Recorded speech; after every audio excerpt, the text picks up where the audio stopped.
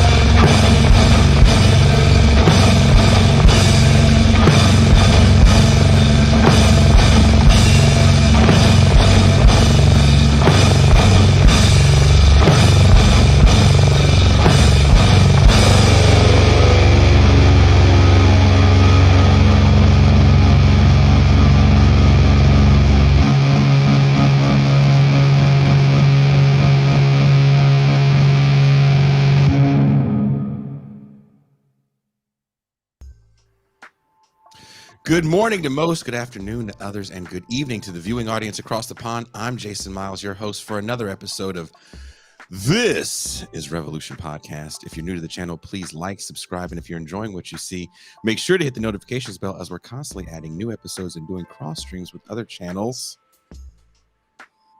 Speaking of shows, we started out the week with a surprise Pop Life with Crüe F. Reed, where we discussed our disdain for Spike Lee's Do the Right Thing and a very deep, nerdy dive into our love of hair metal and guitars. We ended up having a guitar nerd talk. No Ben Burgess this week or tomorrow. So Monday, we'll be doing another Pop Life episode with some more of my industry friends. We'll be discussing who is the big four of new metal. Should be a fun one. Now, with all that out of the way, let me bring in my co-host for today, show producer, moderator extraordinaire, M. Toussaint. Hello, hello. From a Soviet to a Seawalk. From a Soviet. That was one of the greatest moves of all time. But it was trumped by maybe the crane kick of all sixth grade dance moves, which is the Boitano. The Boitano, aptly named. Little retro. Take it back. The Boitano to the Hulk smash is what did it for me. That's when I knew like this kid, he was ready. It's an excellent combo. Who can keep up with the Boitano to the Hulk smash? If you don't know what Toussaint and I are talking about, in the Champagne Room Thursday, we did an impromptu Champagne Room as I am actually on vacation. Vacation Jason. Always working on my day off. Always working. And after a bunch of insanity, Toussaint and I decided to do play-by-play for a junior high dance-off that was making its rounds via social media. and we laughed so hard. We both were in tears with headaches, and Yep. a few people that were actually there in the champagne with us were having a ball as well. I left the comments up because I thought the comments were hilarious. They were. When Kushlook said that that kid's reaction is the way he reacts to the TIR intro music. Now every time the intro music plays in my head, I just see that kid. Oh.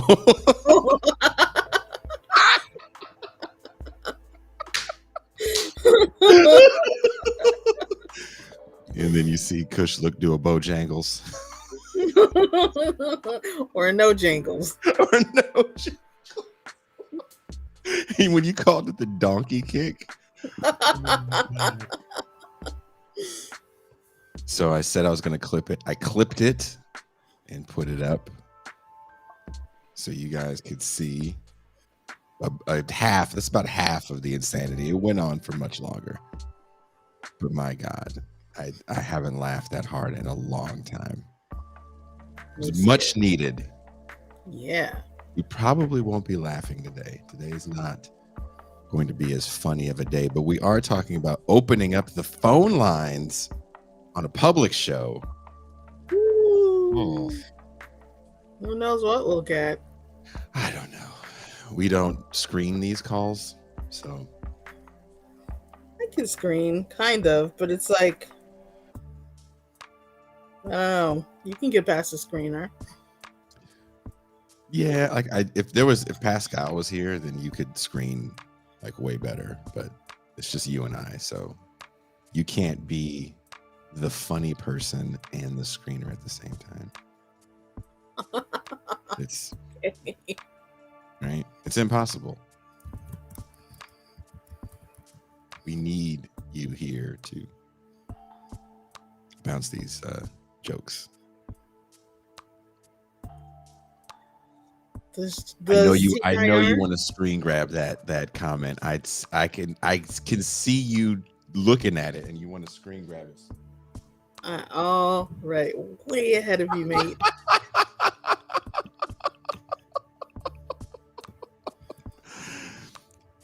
Someone says just patch in Sam Cedar if it gets too libertarian. That's funny. It may.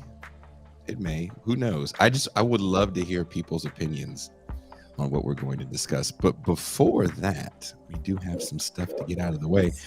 I just want to say a big, huge thank you to the patron community and the subscribers. Welcome to all the new subscribers. I think we added about 100 new subscribers to Toussaint in the last week. Awesome.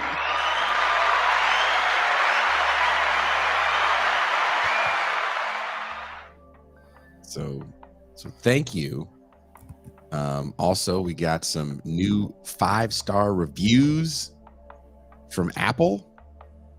Yep. We're ranked in Apple Podcasts. We are in the top 20 of music commentary shows. Love it. Yes.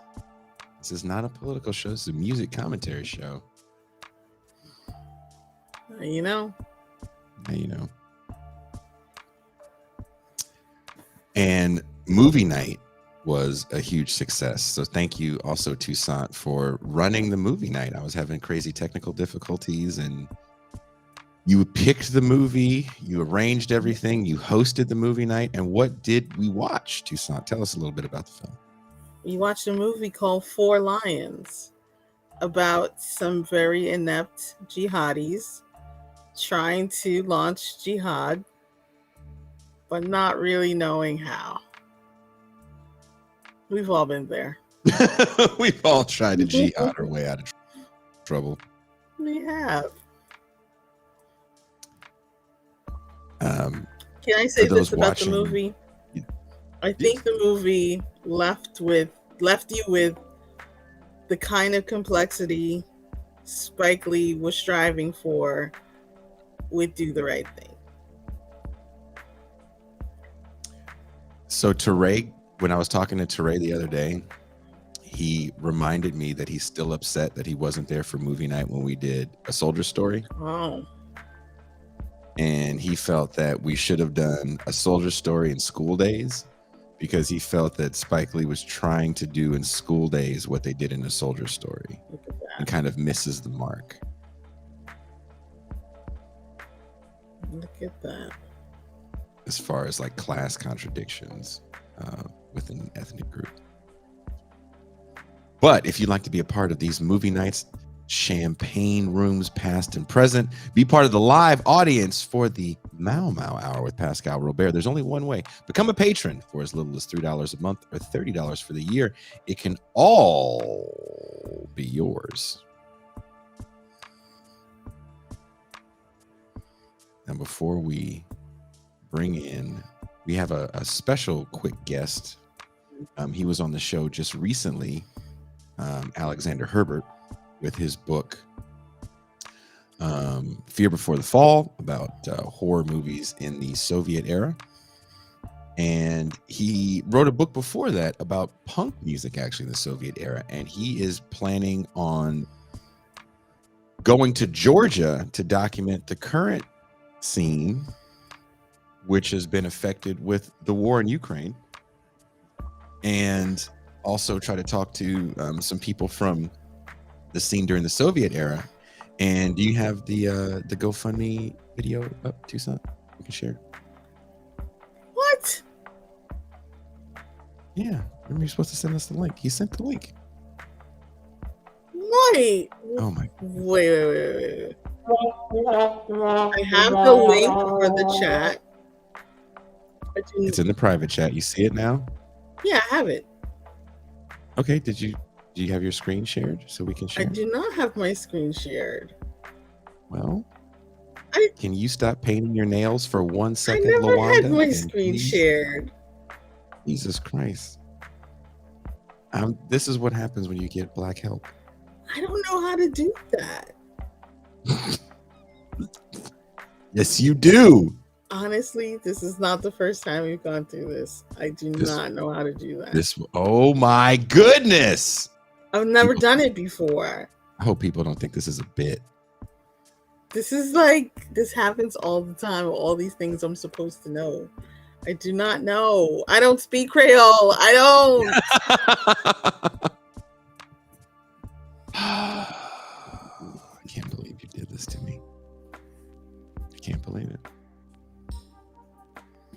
Here we are. This is why we can't get ahead as a people. You're showing the fissures, Toussaint.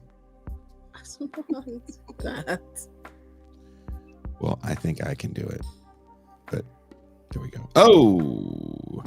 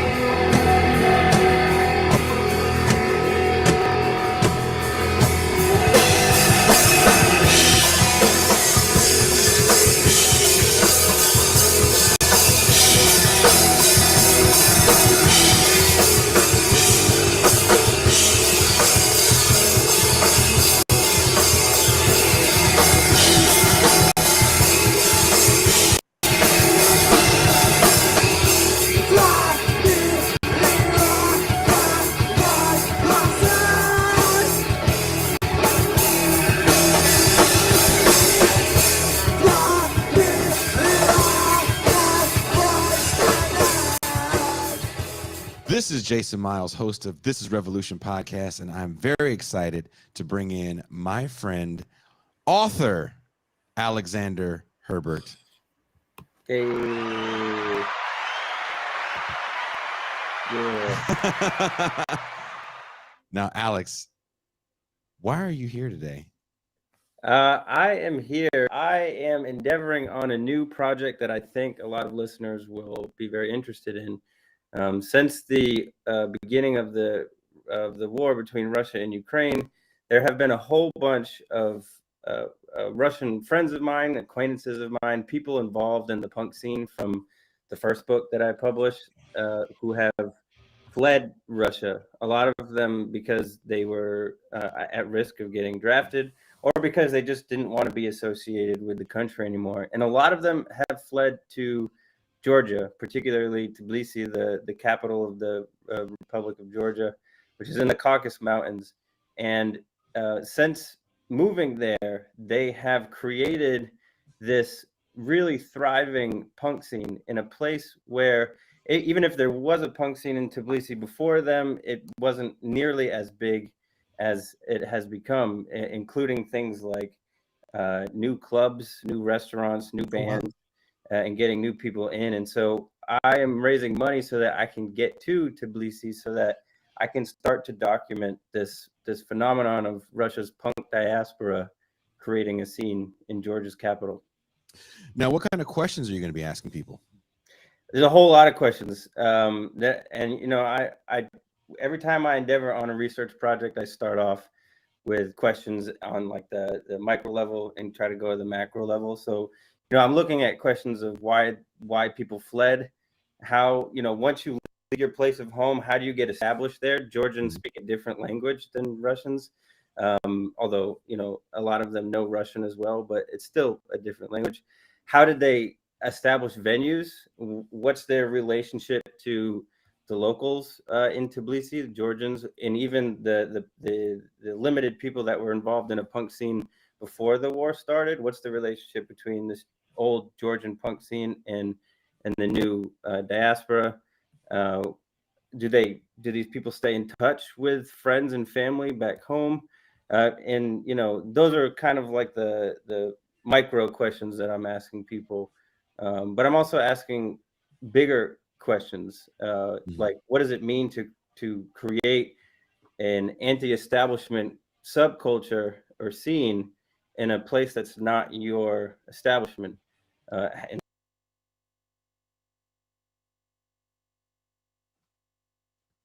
Well, let's bring him in now. We have with us author of Fear Before the Fall, Alex Herbert.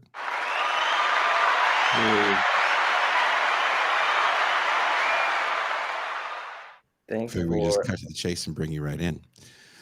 Yeah. So this is actually really interesting because this is a scene that's kind of, I don't want to say the word thriving, but is growing during a massive conflict. Yeah, it's an ongoing, I think, in my opinion, historical event that is super fascinating and probably unheard of, really, in the history of punk, which is pretty much the transplant of one scene to a completely different country where the language is spoken different. And I would rather, I think that a more fruitful project would be to document it as it's going on rather than in 10 or 20 years once it kind of tapers off, so there's some urgency to the whole project, I think. And I have there like I said, there are friends, acquaintances, friends of friends, people I know who are there, and a lot of them are saying, like, you have to get here to document what's going on. It's pretty crazy. It's a lot of fun. And it's kind of an extension of your first book. So that's what I'm Can you talk just real briefly about the first book?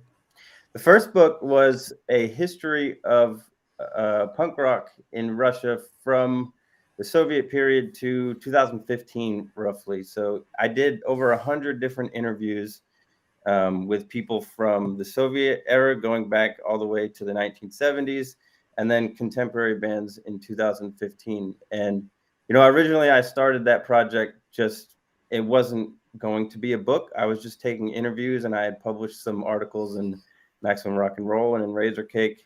And then I decided in punk fashion to put together an oral history because, there's a couple reasons for that. The first is that punk has this really vibrant tradition of oral histories, like Please Kill Me, for example. And the other part is that, like, obviously I'm American. And so I didn't think that it was my duty to make particular arguments about what the history of that music scene, but that it was better for people to put it in their own words. And all I did was kind of put the interviews together so that it told some kind of chronological narrative. So yeah. And also, there's just not a lot of documents from that time period. As I was finding out and putting together the clip for you for your GoFundMe, that unlike the early 70s and even early 80s first wave of hardcore, where there's a lot of documented video, Penelope Spears with her movie Decline of a Western Civilization, which documented all those bands before they fell off like a few years later, or died literally. You don't have the same thing because it's illegal. Yeah, these guys that play shows even. The 80s is there's probably more footage of bands in the 80s for two reasons, or even in the early 80s, because there were limited venues that they could play in, and they were pretty much monitored by the KGB, and there were fewer bands, which meant that you could take videos. There's like the Leningrad Rock Club had a festival, and people would take video of it. When you get to the 90s, it really drops off. There's really not a lot of footage in the 90s that is like usable. There is like some pretty sad footage, but you can't really use it. So the hope with this project is I would like to put together a documentary in addition to a book. I'm not super tech savvy, but I don't think that it's something I can't learn somehow. So that's sort of the goal. And you have some help. Well, how can if people are interested in helping, how can they help out? The GoFundMe is imperative because, and I try to be really transparent with this. So yes, I have published 2 books. The topics of those books are very niche. So, they're not bestsellers. I don't see really any royalties from the books that I write. It's purely out of interest. And as a source of income, I'm an adjunct professor, which if any of you know anything about academia, you know that adjuncts are paid particularly bad. I don't have benefits or anything like that. So I don't have the money myself to fly to Georgia, to live there. And, I only need to go, I think, for 2 or 3 weeks. It doesn't have to be that long. So I'm trying to raise funds to get there, to put this together. And that's what I'm appealing for. And, it's hard to say what backers will get as a thank you. If there's a documentary, I would probably try to give access to some footage, some early access to people. And then I guess depending on how much somebody supports, if there is a book that's published out of it, I'll just send you a copy of the book. Well, we can also help you with the documentary if you want to put that together. Compile as much footage as possible, and we'll make the magic happen on this end if that's what you want to do. Yeah, that would be a lot of fun. I have no problem like filming shows and filming interviews and stuff like that, but it's the process of putting it together that is so foreign to me. My world is in books and in reading, not in video stuff. But Can I just say, I respect your bookshelf. Thank you. Yeah, it's very ragtag, and actually, the ends of it. Hold on, the end here. Mm-hmm. This was my daughter's old dollhouse that I made just as evidence of how I do not have a lot of money. It's very punk rock bookshelf. I like the cinder blocks. Dollhouses. Thank you. Well, Alex, thank you for taking the time to hang out with us today, and we wish you the best wherever you are watching or listening to the show. There are links in the description for the GoFundMe, and there's definitely links in the chat. So good luck to you, Alex, and enjoy the rest of your day. Thank you. Peace. Peace. That was Alexander Herbert, and his GoFundMe link is in the chat, correct? Yes. Okay. The video is a little longer. I put some special little effects in there. Took me forever to find footage of like punk bands in the Soviet Union from the 80s.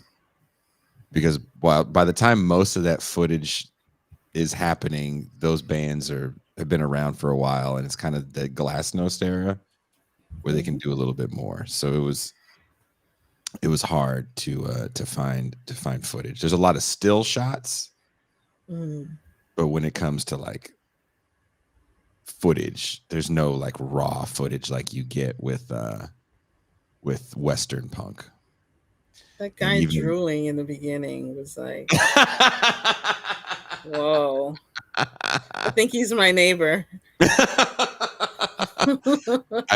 I went on Internet Archive and I type in Soviet Union, because it starts off with a march. It's like the 50th anniversary or something of the Soviet Union that I start off with. And then I put in Soviet punk, and that fucking list went just nothing. But there was a festival that some people put together in somewhere in Russia in 2015, and that's where some of the more modern footage came from. And then Alexander sent me a YouTube page full of the bands that he was discussing in the Georgia region. Nice. The people that had left during the war. He was also saying that a lot of people left Russia because they didn't want to fight.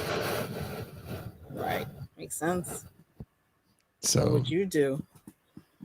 That's interesting, to just leave like that. So that makes the scene, and it's a little different too. Like when I was reading about and watching some interesting documentaries, I think Ghost said something about it. There's a cool little YouTube page called Bandsplaining where they do some really neat video essays, and they did a 2-parter on Soviet punk, and the music itself isn't as aggressive as what you get in the West. It's happening around the same time, but the lyrical content is really deep, because literally your words had to be interpreted by a government official, and if it wasn't cool, you couldn't do your thing. Like, that's crazy for a lot of people to think like you can't say what you want to say, especially Doug Lane loves censorship, but this ain't the Twitter files, homeboy. This is like fear of the gulag, not fear of 80 patrons leaving. Those are very different fears. That's very true.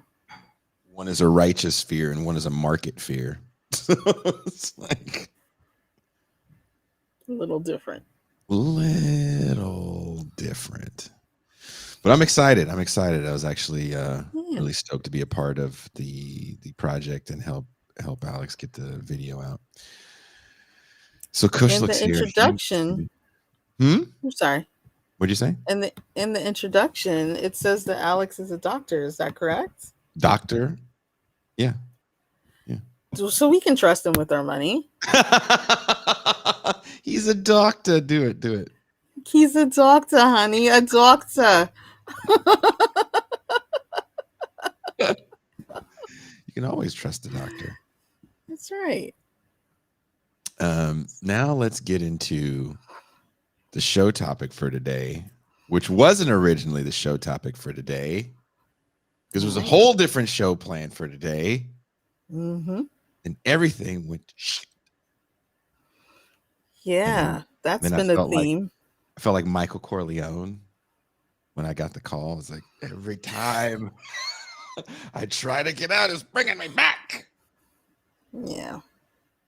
So I've been following this case a little bit because I didn't know what to think when I first heard about it, because I didn't read too much about it. And I know Bob Lee was part of Cash App.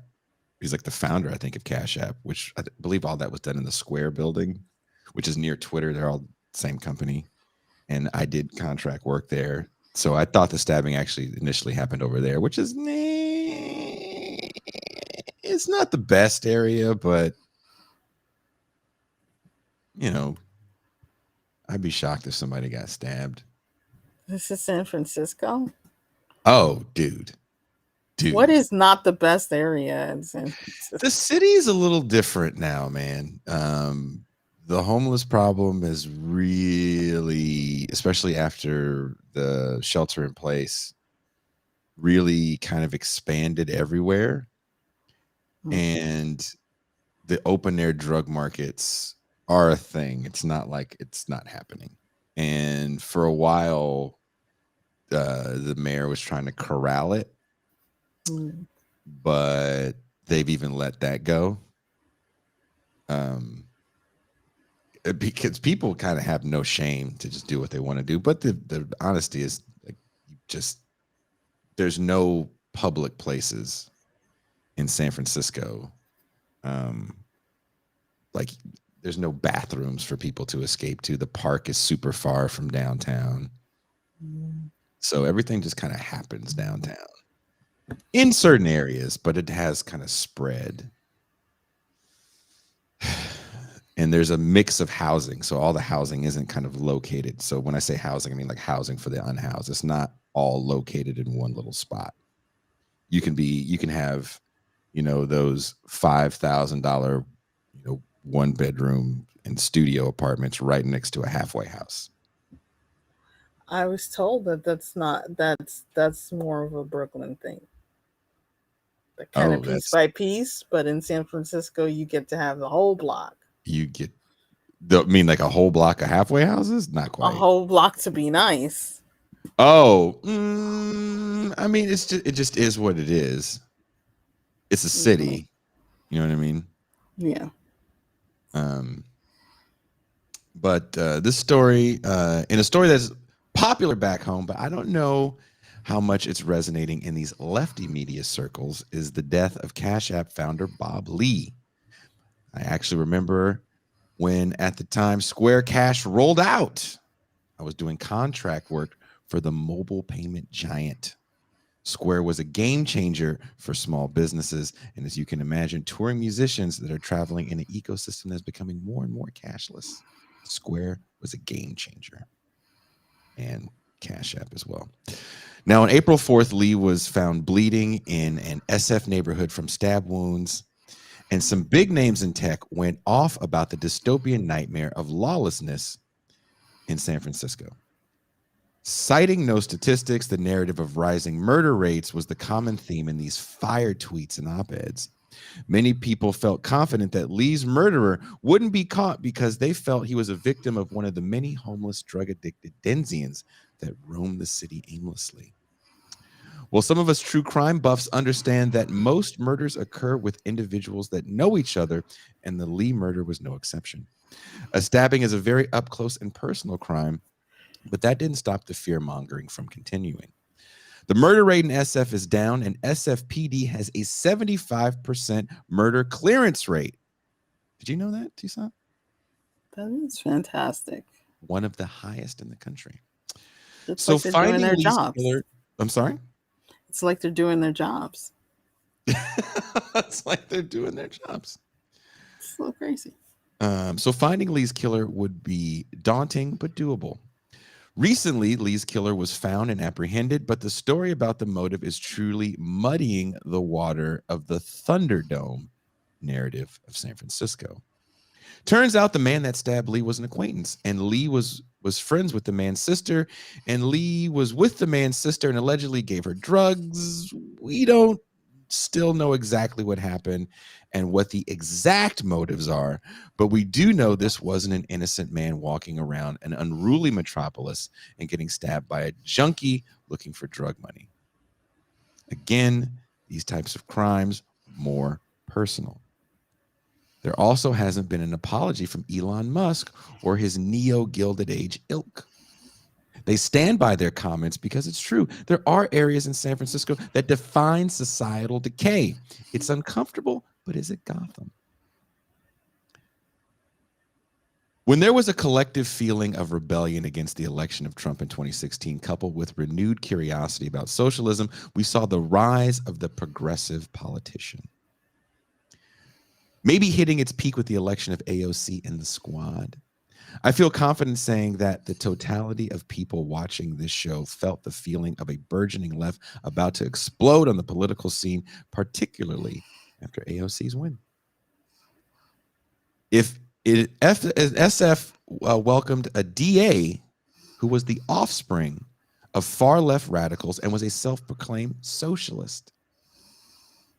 He was coming out of the public defender's office and wanted to transform the way we look at criminal justice, something else that was called upon after the public murder of George Floyd and so many others in 2020 alone. But these transformations aren't simple, and they are not done in vacuums. As my co-host, Pascal Robert, often says, you have to change the ideological superstructure to even begin to truly make this transformation a reality.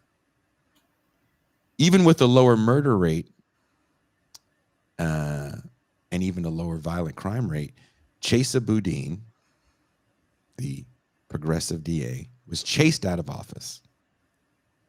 While it might be great to hear that violent crime is down, it doesn't change the fact that your house got broken into or your windows in your car got smashed again. The same people that called for change didn't exactly enjoy the way it looked in real time. Property crime is up in areas of SF that have never truly experienced it. There's a new DA, and she's responding by locking up these petty thieves. But is the city safer since Chesa left office? How do we get beyond these slogans for thee and not for me? There was also a time when surveillance was something reserved for science fiction movies, but we are watched everywhere all the time. It was through surveillance cameras that Lee's killer was caught so quickly. How do we feel about constant eyes? As we see with the current abortion debate, the federal government is proving to be less of a factor than the state legislature. California, Texas, Florida, almost run like their own independent fiefdoms with governors acting as mini presidents. Why don't we discuss even this more? MT Tucson. Mm-hmm. How do you feel about everything I just laid out? Well, certainly there's no one answer to everything you just laid out. Where do we start? As far as states running like their own personal fiefdoms, I don't think a lot of people know how the government works. They know states' rights. They don't exactly know where that comes from or what that means. I got into an argument with a coworker. She thought states' rights was like, you know, the right for a state to call something sweet tea. And I'm like, it's states' rights to have slaves, girlfriend. What is wrong with you? The Bama still call it sweet tea because they want to. It's states' rights to have slaves, which is a very big deal from state to state. So I don't know, I don't know if people know what is the state's responsibility, what is the federal's responsibility, what is the city's responsibility. They just know, hey, I don't like this. Make this change. Now, you live in a major metropolitan area in New York. And I definitely do. And your city, in your immediate area, you feel is changing as well. What does your area look like? Looks like a lot of dope fiends. It looks like people shooting up on the sidewalk. Mm-hmm. It looks like 1 out of 5 people shooting up will try to cover it Mm-hmm. when they see you walking by. Mm-hmm. The other 4 out of 5 are just like, this is what I'm doing right now. Mm-hmm. So there's like Dope Fiend Row that I can't go down to get to a major thoroughfare. Mm-hmm. And I just found out that I kind of live on Dope Fiend Row. They made another little strip. They're expanding. They're expanding. Expanding the build out. They're going to expand, particularly during the summer. They're going to make a little city across the street from me again. The city is going to do that, or the fiends are going to do that? Like, the fiends are going to do it. Was it like the planning, and they had to send you? That's right. They had the architectural maps, and they were like, "Look, we're gonna land right here." Mm-hmm. Yeah, they figured it out. It's a good spot. It's a good spot for them. I can see why they do it. Sun's hitting nice. Yeah, you can pop the water plug on the fire hydrant. Is that a thing? Is that really a thing in New York? Because in all the movies, it makes New York look like little kids can do it. Like, we tried to do that once as kids. I'm like, who the fuck are these New York Hercules people? Yes. You need like a massive wrench, and it's something adults can do, maybe teenagers, but they always show kids enjoying it. This is beautiful right here. I graduated not knowing where our city council meetings took place when it was across the street from my high school. Hashtag. Damn. That's awesome. No, I don't see people kind of getting involved in the discussion to kind of talk about how states are becoming more powerful. I don't even really see people talking about the fact that there's a radical right wing, especially in places like Texas, that has a radical religious right wing. Mm-hmm. Tennessee is another state where we saw them literally try to expel council members, and it feels like if the story doesn't get national attention, nobody really wants to talk about it, and then it's talked about from some sort of like moralizing angle, and it's not really talked about strategically about how the takeover wasn't on the federal level, it was on the state level. Right. That's who honestly handles federal funds. So weird. It's, so it almost feels like the conversation has to be kept in a very broad, my audience is all over the planet, but definitely mostly in English speaking parts of the world. So I only want to have sweeping conversations about the federal government and its ineptitude. And maybe we'll talk about a state house here and there. And we can have a moralizing discussion about why someone is a naughty, bad doer, no gooder. But strategically, kind of trying to educate people on why this is frightening and why states have so much power. Because you look at California like, and New York is the same way, right? Oh, we're sanctuary cities. We'll pay for you to have your abortion and yada, yada, yada. And that sounds great, but it's not that easy if you're a poor person living in somewhere like Alabama. Right. Where those rights are dwindling constantly. Where your state's going to underfund, and you're probably not going to have a large donor base for your Planned Parenthoods. Totally agree. Having to make a harrowing trip out of state to get services is not fun. No. It's such a patchwork country. And it's not like California really has a budget to just, fly people all over. Right. To get a medical procedure done. If only. And I do find it interesting that no one has backpedaled back to the original story, which is, again, I tried to use Bob Lee's killing as a way to be a jumping off point for a larger discussion, kind of about the way we discuss crime in general. And one of the conversations that was had during the ouster of Chesa Boudin was, he kind of, like most people I see, stayed on the violent crime rhetoric. Violent crime is down. This is down. So what are you talking about? Almost telling people they're making things up. It's all in your mind. Right. And I don't really think people want to feel that way. There was also an article in, I think it was the Chronicle, San Francisco Chronicle, or the LA Times. I can't remember. Maybe it was even the New York Times. But it was about confronting people's fears about crime and what we're getting wrong. And it was a psychologist that was talking about, well, ultimately people just want to be heard and acknowledged. Yes. And there's so much ignoring. I see it all the time in social media circles.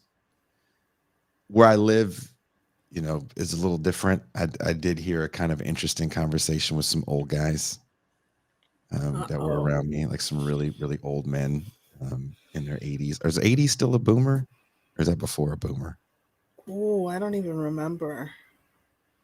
But they were talking about how they felt comfortable because we have the military that runs around here in flatbed trucks with awesome. the 50 cal on the back. There's like a dude manning a 50 cal and then a bunch of dudes all on the sides of it with the M16s or the AR. Sorry, the AR is just ready to go. So you can just be driving down the street and just pull in behind one of those and the 50 cal is just pointing at your car. That's yeah, I can't imagine that feels good. It's uncomfortable. Yeah. Because they're looking at you and I'm like, I don't know how to look like I'm not a threat. It's like, is your finger on the trigger or like near it? Dude, I'm in the car looking like Ben Vereen. Just is the safety on that thing? Yeah. 50 cal. And they're like, and one of the guys was like, I feel comfortable seeing that. I looked at him and was like, I seen a guy shoot a 50 cal and he wasn't ready for the, what do they call it? It's not the reverb. It's the recoil. There we go. Slit his throat, his neck, going all the way down. He would not have survived if it wasn't for his dad, who drove him to the hospital, and then a police accompaniment to get to the hospital. 50 cal, you have to shoot it laying down. It's so intense. 50 cal. Shit is intense. That's a lot. There's a great documentary about the Branch Davidians, and which is David Koresh in Waco, Texas, happened in 1993. And they had I think they had 2 50 cals. And if you watch the documentary, the ATF is, they basically surprised the ATF with their firepower. The ATF knew that they had 1 million rounds. They had 1 million rounds of ammunition, 2 or 3 50 cals. They were ready to go, but they really weren't trying to attack anybody. They had no plans for world domination. And the ATF was going to do this as kind of an exercise almost to show how good the department was going to run. And it was a public display. All the news media cameras were there. They didn't care. And they ended up getting slaughtered on the first day. I mean, both sides got lit up. And of course, we know about the 51-day standoff. But I believe it only took like 7 or 8 military men to take over that whole compound, to get position on them and to take it over. 1 million rounds of ammunition, a 50 cal, which is cool, but it's not like we don't have tanks that a 50 cal can't pierce. True. You are no match for the power of the state, regardless of the bunker you build. isn't the 50 cal what they used in Four Lions when they accidentally killed Osama bin Laden? He shot the 50 cal and then he flipped 360 degrees. His whole body just flipped.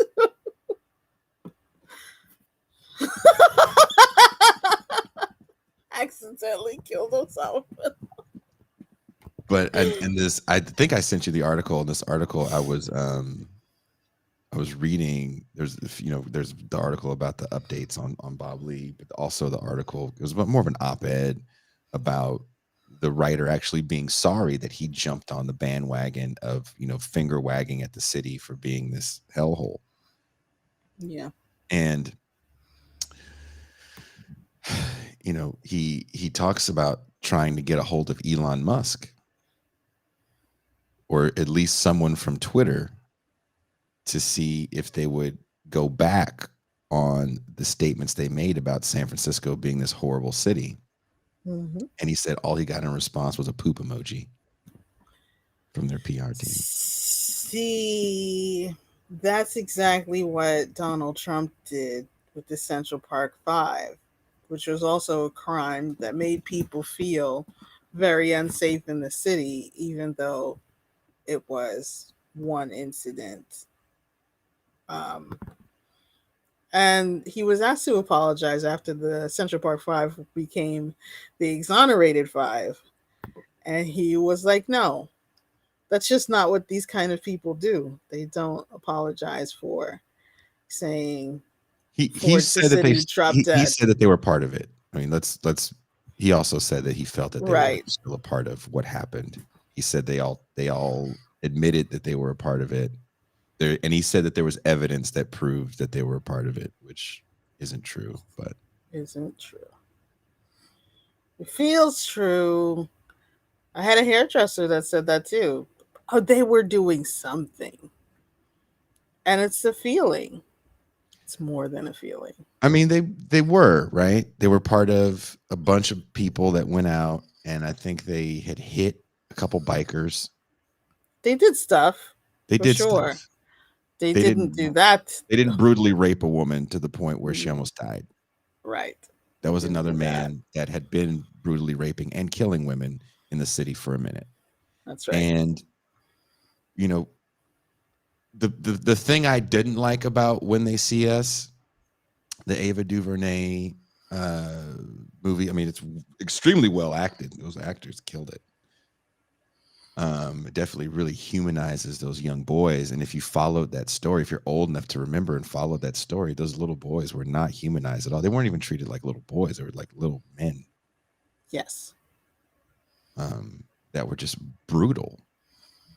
Right. And depending on where you lived in America, you encountered brutality from people that age. I did. That's when the word wilding hit the press and everyone started pronouncing it wrong and giving it the wrong definition. Acting like it just meant you would just become a wild animal, basically. The actor that passed away recently, Michael, he was on The Wire. He had the big scar on his face. Uh-huh. What was his name? Michael? I don't remember his name. He got that scar from kids wilding out. He says it. Yeah. I mean, these things are real to a certain extent. It's never as frightening as people want it to be. But Central Park, the murder that actually happened in Central Park, the exact same people, the same detective, the same DA that put away the preppy murderer, used the exact same tactics as they did with the, what'd you call them, the exonerated 5? Yeah. Exact same tactics. I mean, he was slightly older. I think he was 18, 19. And they were like, I think the oldest might have been 14, 15, or 16 was the oldest, right? Sounds right. And he had a learning disability, if I'm not mistaken. But they've been trying to kind of, resuscitate their name because they lost a lot after When They See Us came out. Yes. The DA lost her position. I forget what school she was at, Vassar. It was some big time school. She was on a board. She lost that position. And they've been kind of hanging their hat on, but we got this one right.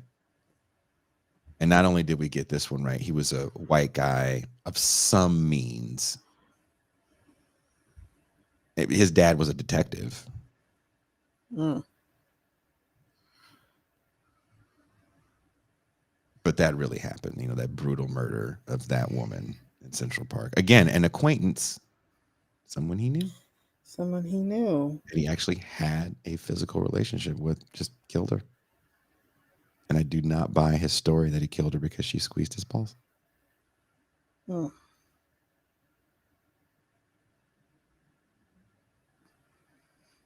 But that was when New York was known as the lawless city and the murder capital.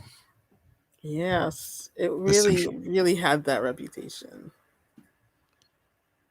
Kushlik says Tawana Brawley. No, Kushlik. Tawana Brawley was actually, she never got assaulted by a police officer. Turned the city upside down. Yeah. He gave us Al Sharpton. I think Jesse Jackson gave you Al Sharpton. James Brown gave us Al Sharpton. I'm not going to blame that on Tawana Brawley. James Brown gave us Al Sharpton. But Al Sharpton, the thing about Al Sharpton that people appreciated about him was even after it had come to light that Tawana Brawley never had got assaulted by police and just went out to see a boyfriend when her parents had told her she couldn't. He stood behind her and didn't throw her under a bus. Right. And that became a narrative. Isn't that part of Do the Right Thing? Tawana was right. What's it? It's not like I watched Do the Right Thing yesterday like you. I didn't watch it yesterday. Teray watched it that day. The hate is so ingrained in my mind. Take those dragons down. Take those dragons down off your wall, Mr. Yan. The black people on the wall.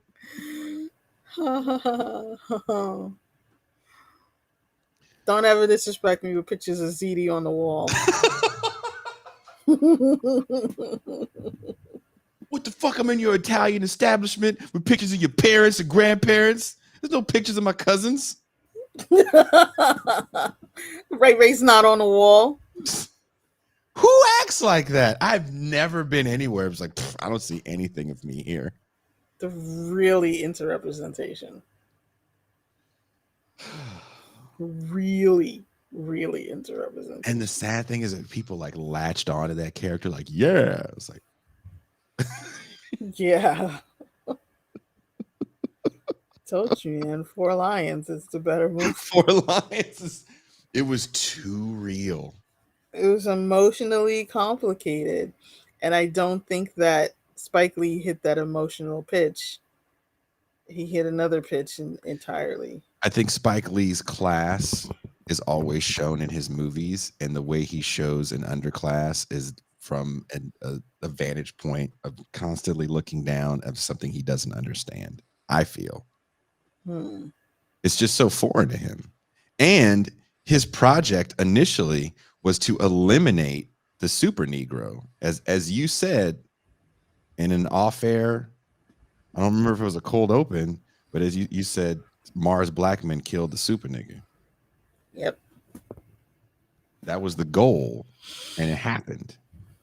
It happened. And I don't know if people look at Spike Lee as doing that. Probably not. You know, much like Bill Cosby killed James Evans, like that kind of working class, struggling, can't get a break, black dad. That was a constant in the 70s because he was a constant in real life, right? Right. You're just now getting an entryway into jobs, not just jobs, but potentially union jobs.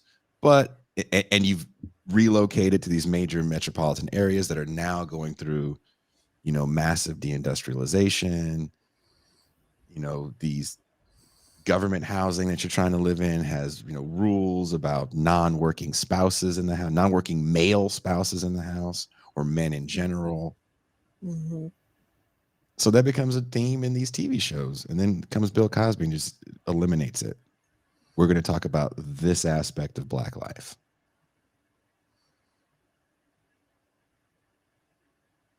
This super excellent, slice of Black life. This is the only Black life that can exist. Yeah. But, kind of back to the main point. I don't want to jump around too much. In a city like San Francisco, and I was actually doing some quick research on some numbers as far as crime rates. And, like your city of New York, San Francisco is super small. It's only 7 square miles.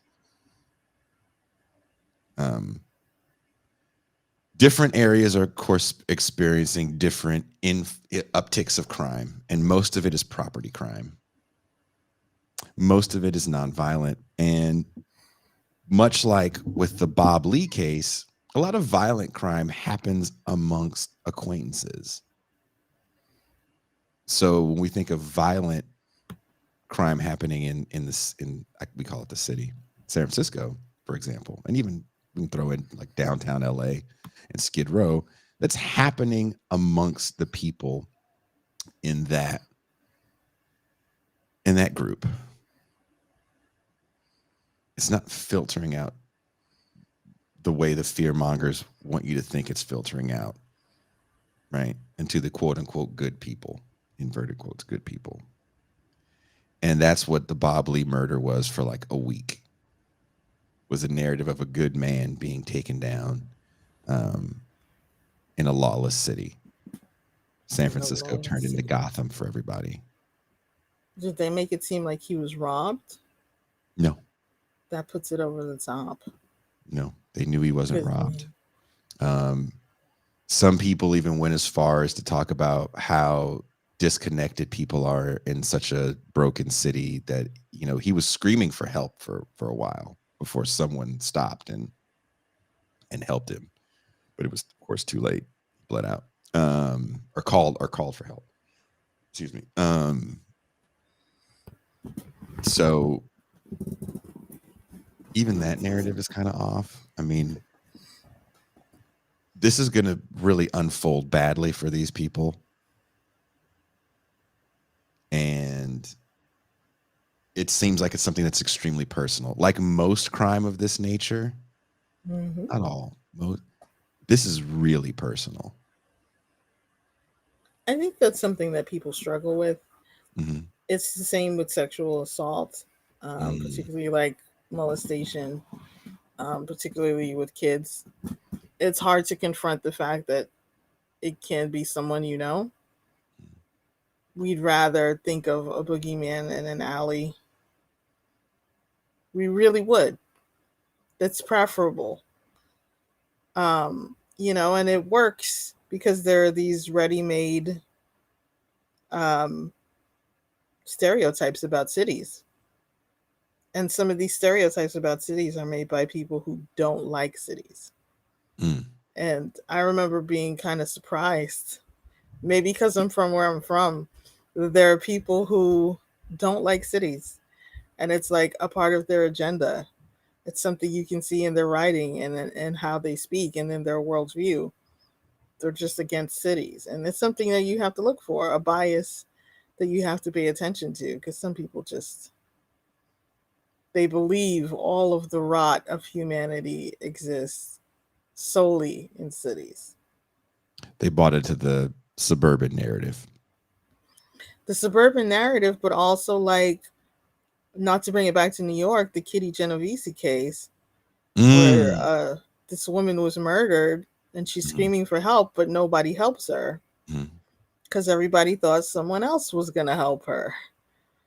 It's a curious phenomenon, as Camila would say, but I think it really cemented some ideas for people in what city life is like. Particularly in New York City, nobody cares about you. That is what New York City is known for. Nobody cares about you. And I think it is actually that nobody has time for you, which is not the same as nobody cares for you. Because you can see care demonstrated in this city all the time. You can see people making time to care. But for the most part, it's full of busy people who just have things to do, which is interpreted as nobody cares. I think people care. People definitely care. I've definitely had some amazing experiences in New York City when I'm in places where there's natives. Yeah. I think New York and LA are two places where if you're around natives, you'll be treated way better than when you're around the transplants. For sure. You know, I tell this story when the first time in Bed-Stuy, there was a venue out there that's gone now. Goodbye Blue Monday or some shit like that. I forget what it was called. But we had to park kind of far from the venue, and I had to physically carry everything in from like around the corner. And these black dudes saw me carrying it in, and they saw the California plates on the car, and they were like, "Oh, where is you from Cali? You need some help?" And they like helped me. A bunch of dudes like literally helped me carry everything in. And so nice. What you think? Were you wearing? Huh? Sorry. Were you wearing a sleeveless shirt at the time, as you are now? Because I would not help you. It was summer. I was a little smaller back then. This guy's got it covered. He doesn't need us. I was a little smaller back then. It was over 10 years ago. Yeah. But that's good. I've had good experiences in that, but I understand what you're saying, right? Mm-hmm. In a major metropolitan area, everybody's busy. That being said, in San Francisco, where the blight is just so visceral, you see people just start to ignore it and step over it, and it's just another thing. The last time I was we have our own subway system there in the Bay called BART. Last time I was in a BART station in the Union Square stop, which is where the mall is. There's like a big indoor mall, 6 floors. There was just people sleeping everywhere in the station. Just everywhere. And I was like, whoa. This is insane. It wasn't like that when I was younger. It was definitely homeless people, but it wasn't to that level. Yeah. So it's an easy thing to point to, but the solutions are always, well, these people stoke fear in us, so we need more protection from these people. I think the equation is these people stoke fear in us, so whatever happens to them is good and right. Who cares what happens to them? Yeah, they made me them scared. Problem. Yeah. Because I've said this before. Someone made a comment about me bringing up the 90s, and I'm kind of like, well, yeah, you don't fucking get it. Nothing's changed. Nothing's changed. These are the exact same things that we saw before the massive crime bills and things like 3 strikes and you're out. The exact same things. There's a few slight differences. Instead of building out tons of prisons, we're building out more facilities for civil detention for immigrants, because they're the problem now more so than ever in a lot of these scenarios. And I don't really see too many people talking about that. And I don't think we're going to see a federal bill like we saw in 94. Because again, it's back to states. And what are the states going to do about it? Joe Biden already has his signature legislation that has come back to haunt him, but not really. Not really. And that's where I kind of get a little worried, right? Because again, that's why I mentioned we have this moment where it feels like everybody wants to think progressively. But is it thinking progressively, or is it just trying to think antithetically to the leadership that's in office that seems frightening? Which gets you Republicans in office, which is not thinking progressively. They're not really ideological. It's kind of lurching back and forth between whoever's going to make you feel safest. And how do we feel safe? What makes us feel safe? Is it stricter sentences on people that keep, busting out your window and taking nothing in your car because there's nothing in your car to take? There's rows in San Francisco. Next time I go there, hopefully all goes well, I'll be able to go there for the funeral at the end of the month. But there's rows in San Francisco of people that have stickers in their car. Like they have like Post-it notes they tape to the window. They're like, the door's unlocked. There's nothing in the car. Please don't break my window out. And there's just glass everywhere. Yeah. What makes people feel safe is being able to go from their air-conditioned home to their air-conditioned car to their air-conditioned job, and then reverse the whole thing to go back home without any hiccups. Not a single one. Let me do the things that I want to do without being, I don't know what's the word, accosted by the realities of other people.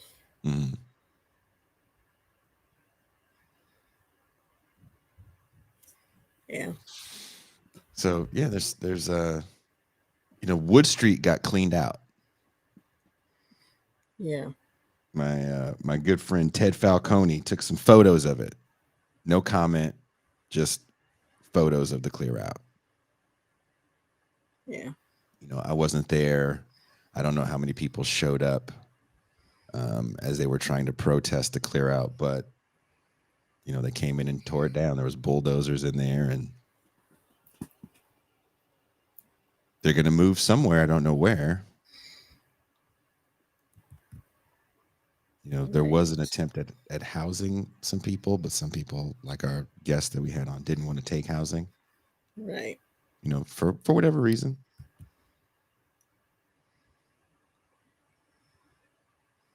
But that was hard to see those photos. I'm sure. Because it's a mixed feeling, because that area also came at a certain cost as well. I also saw some of the most horrible things I've ever seen humans do to humans in that area.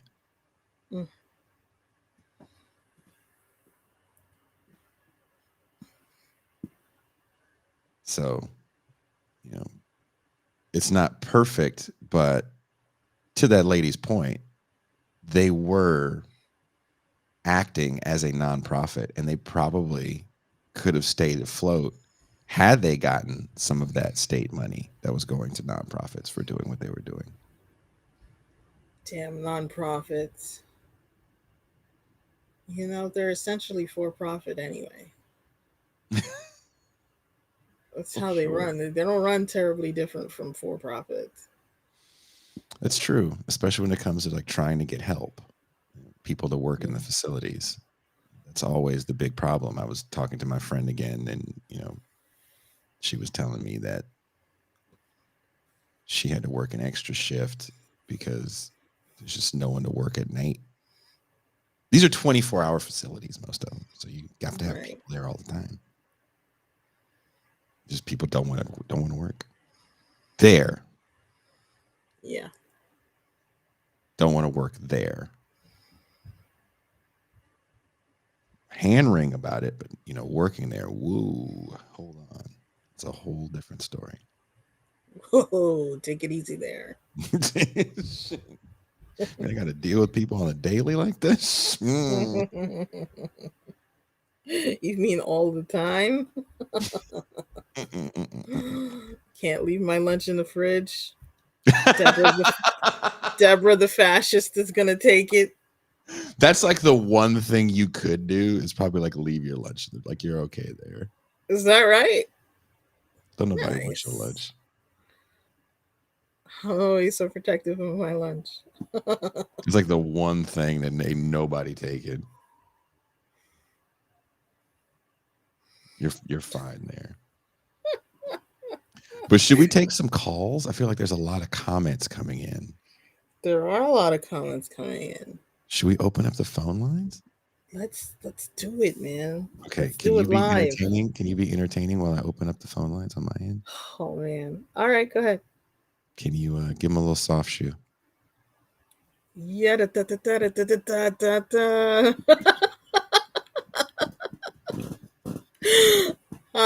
make sure you hit like. Super important. I'm still a mod. Just because I put the tools down doesn't mean I don't know how to use them. Make sure you hit like. A lot of you guys are watching our show and you're not subscribed. Please subscribe. It makes a difference. Makes a huge difference for us. We appreciate that. Also, wherever you listen, please give us a 5-star review. None of this 4-star business. I'm not even tolerating a 3. It's got to be 5 stars or nothing. Come on, we work hard. So do you. Come on. Very confused by my profile pic. My profile pic was created by an artist. He's credited on my Twitter. So let me get the name of the artist. It's a take on, the famous painting of the man with the apple for a face. Come on, you know what that is. So it's a take on my New York personality. It's a bubble jacket with a floating Tim as a head instead of my face. And I will get you the artist name right now. Okay, wait. Maybe not. Hold on. Profile. Here we go. CKING Dead is who did my profile pic. And so that's what that means. It's the epitome of New York and art. The merch is on the screen for you to check out. We have QR codes to take you straight to the link, straight to the website. What is this shirt? The TIR BPPT. Gonna love that too. Maybe in your community, the homeless people in my community, about 2/3 are working people who just lost their housing. It's wild how people project their particularities of their community on the rest of society. You guys have such big vocabularies. Really something.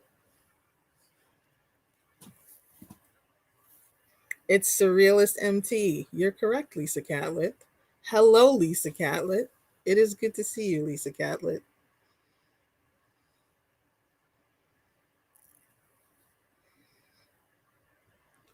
Define the police except where I am. Energy. Agree, MIDI doctors. Jason completely left. He went to go make a sandwich or something. How long does he think my soft shoe lasts?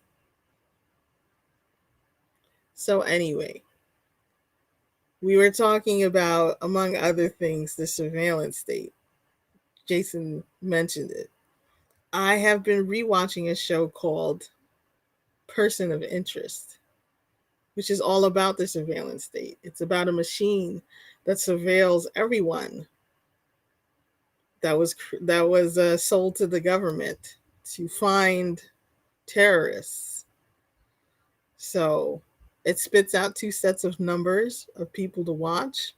One set are the relevant numbers, which are the terrorists and people looking to harm all of us. The other set are people looking to commit personal crimes, as the one that happened with Bob Lee. So on the show, the crime committed against Bob Lee, Cash App founder, could have been prevented on that show. Anywho, this show was created after 9/11 when the government was looking for such a machine to be created. Pretty sure that machine actually exists. Probably doesn't work as well as it does on the show, but it works with all of these cameras that are watching us all the time. We don't even think about it. We're being watched all the time.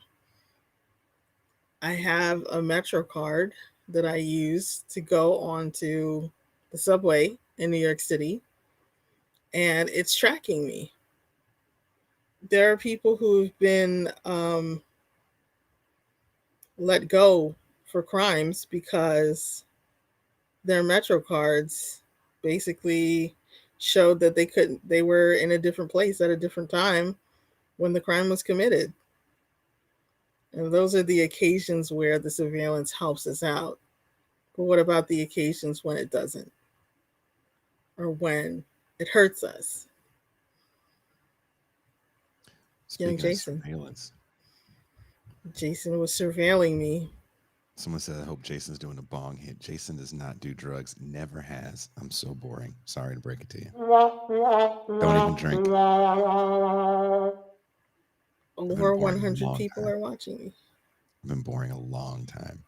I'm not straight edge though. I don't there's not a movement I'm part of. I just don't do it. Jason likes to eat the meats. That didn't sound right. But I ran to the bathroom, which I never do. And my water's out. Oh. I'm drinking coffee right now. Someone asked if I drink coffee. I have a horrible caffeine problem. So I'm not like straight edge. I have all kinds of horrible problems. I'm drinking Mountain Dew. Are you really? You're not drinking. You're such a liar. I'm trying to stay awake. I have a hard time with that now. My sleep schedule is all over the place. That's the excuse you're going to use? Mountain Dew is the stuff that made the Teenage Mutant Ninja Turtles Mutant Ninja Turtles. Dude. It looks the same. But so listen to this. So every day in the LA Times, there's like a front page article about like, there's so much fucking water. The drought is over. They're just releasing water everywhere because there's just so much. Every reservoir is just bubbling over with water. But fuck you, Mexico. Yeah. Well, I mean, I don't think there's enough water.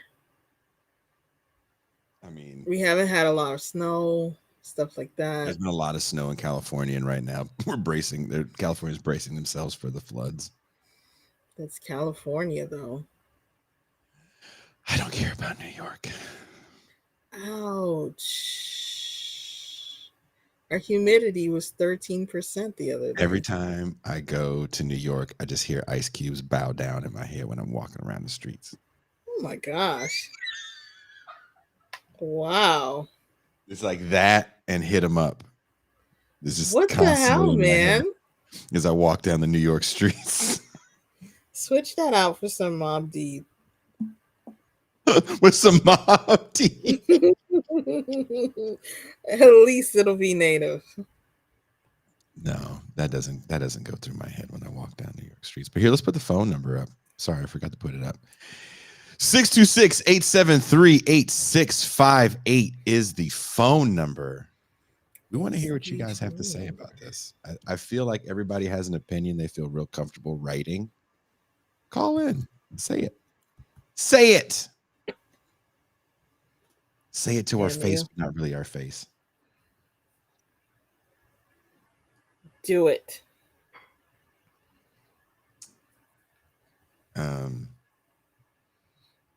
Will you be entertaining while I log in? Okay. And I'm going to be nice and not go to the bathroom on you. So instead, you're going to do your hair. Came out. Thanks for not doing the bathroom on me, too, son. I appreciate it. That came out wrong.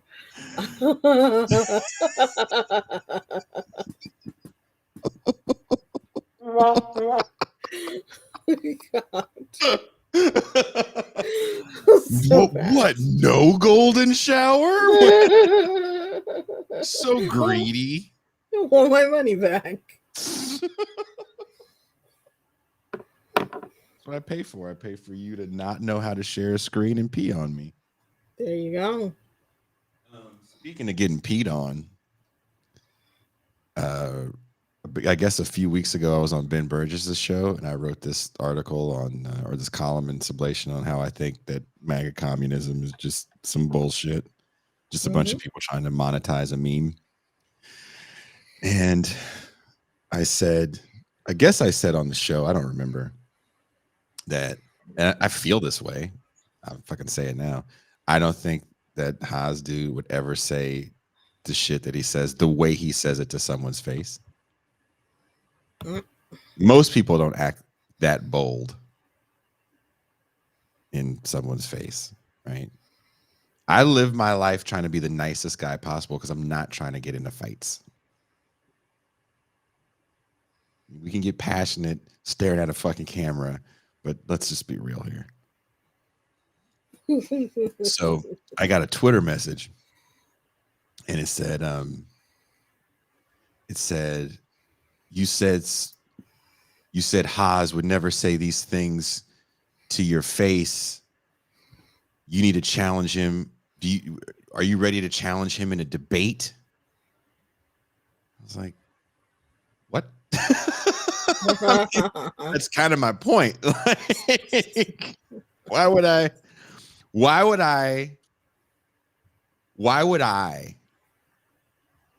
say, I think you act like this because you're behind a camera and you can, and this is an entire culture of punks, and you yell at people and you call them names and you harass them online. You do all this stuff in spaces where you can't get touched. Spaces. So I don't think you would ever say that to my face. And I think if you tried to do something public, nobody would come see it.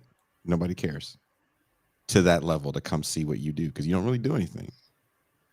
And the response was, why don't you do a debate with him? I'm like, that's fucking no. You're proving my point even more, that you just want to yell at me in a space where you can't get touched. It wasn't a where you stay at, because I have no problem telling people that. I put it on every video. You do. No Which problem. I have concerns about. As you should. But I was like, y'all got the game all wrong. And so I was gonna write a response. So I called you guys, and this was the first time no one answered. Stefan answered. And I was like, and Stefan was cracking up when I told him, right? So I was like, should I respond? Stefan was like, nah, man, because he goes, imagine if you fought that guy. He can't risk that. He said, Ben Burgess can get beat up. He's not going to lose any followers. If anything, he might even get some sympathy. And what's funny is, you know, Ben's a very large man. I feel like if he got one wild swing on you, that would woos the motherfucker. Like, oof. Have you doing very large man. Have you doing the Bojangle?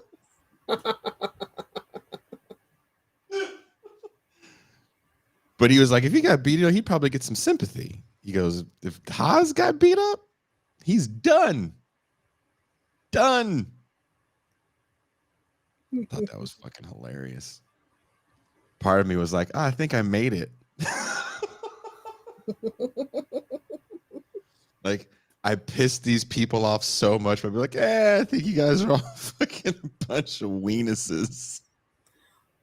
and shouldn't be taken seriously. And then I get a message. Well, oh yeah. Yeah. Yeah. I don't think you're very serious people.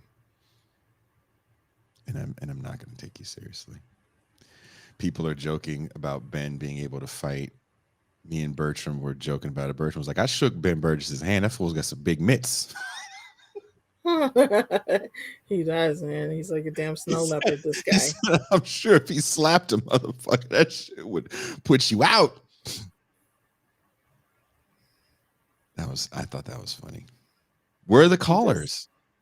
Callers, quit talking smack in the chat.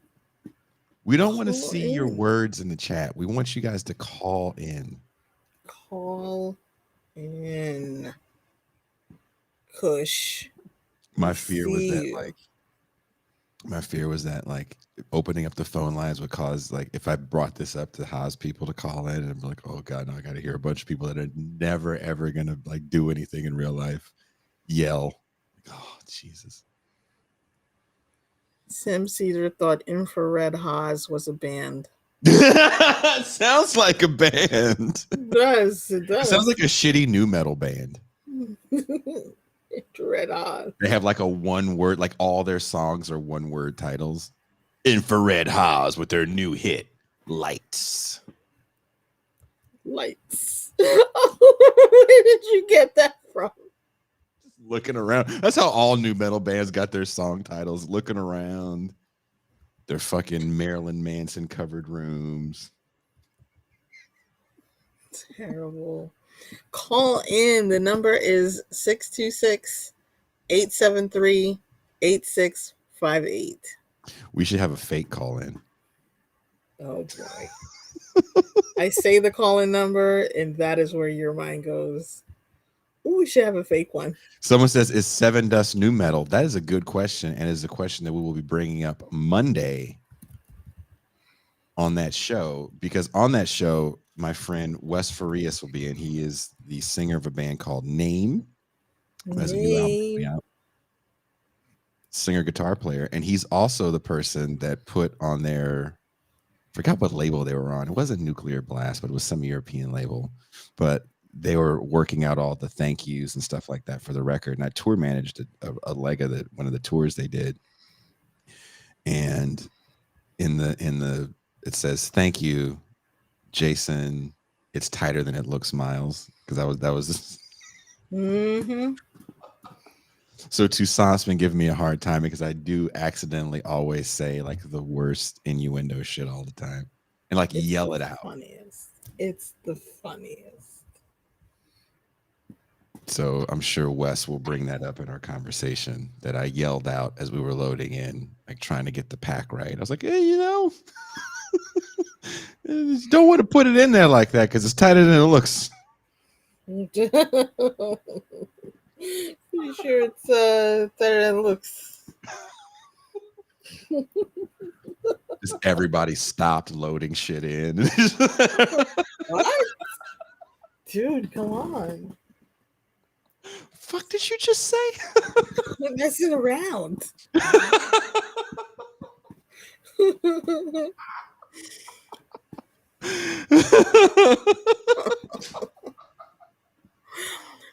We have a call. A call. Oh, we have a call. Dun, da, da, da. Dun, dun, dun. Are we ready? Wait a minute. Hold on. What are you doing, huh? All right. Go ahead. Okay. Here. Yeah. Caller, what's your name? This is Where does that accent come from? It is indeed. Strom, what? Some people talk about what? No, go ahead. Go ahead. Some people say what? People talk about pity fucks. Well, this is a pity call. Oh my God. We just jumping right in. Strom, how do you feel about me not debating Haas? I'd like you to debate him, but at the same time, you have to accept that to his fan base, it will be an optical loss. He will just beat his chest and say, communism is when man make love to a woman, rah, rah, row, row, make, try big. I mean, that's his whole thing. And he'll say, I took the PhD with the flea market machete and all that stuff. I mean, that if you don't want to debate him and not want to deal with that, I can't blame you not wanting to be like subject to that kind of harassment. Yeah, I get that.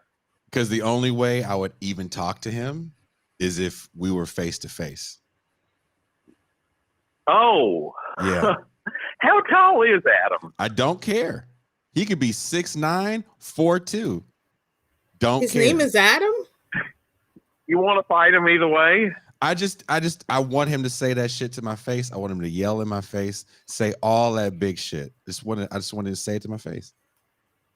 How about you and I debate him on a panel? Nope. And he can have Jackson Hinkle on his panel. Nope. The only way is that you got it. Both them hoes got to look me right in the face.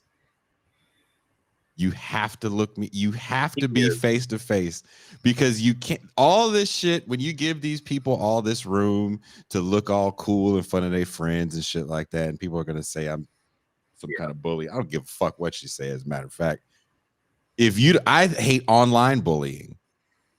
You know how you stop it? Yeah. Just, hey, come see me, and they won't. They won't. Yeah. They will not.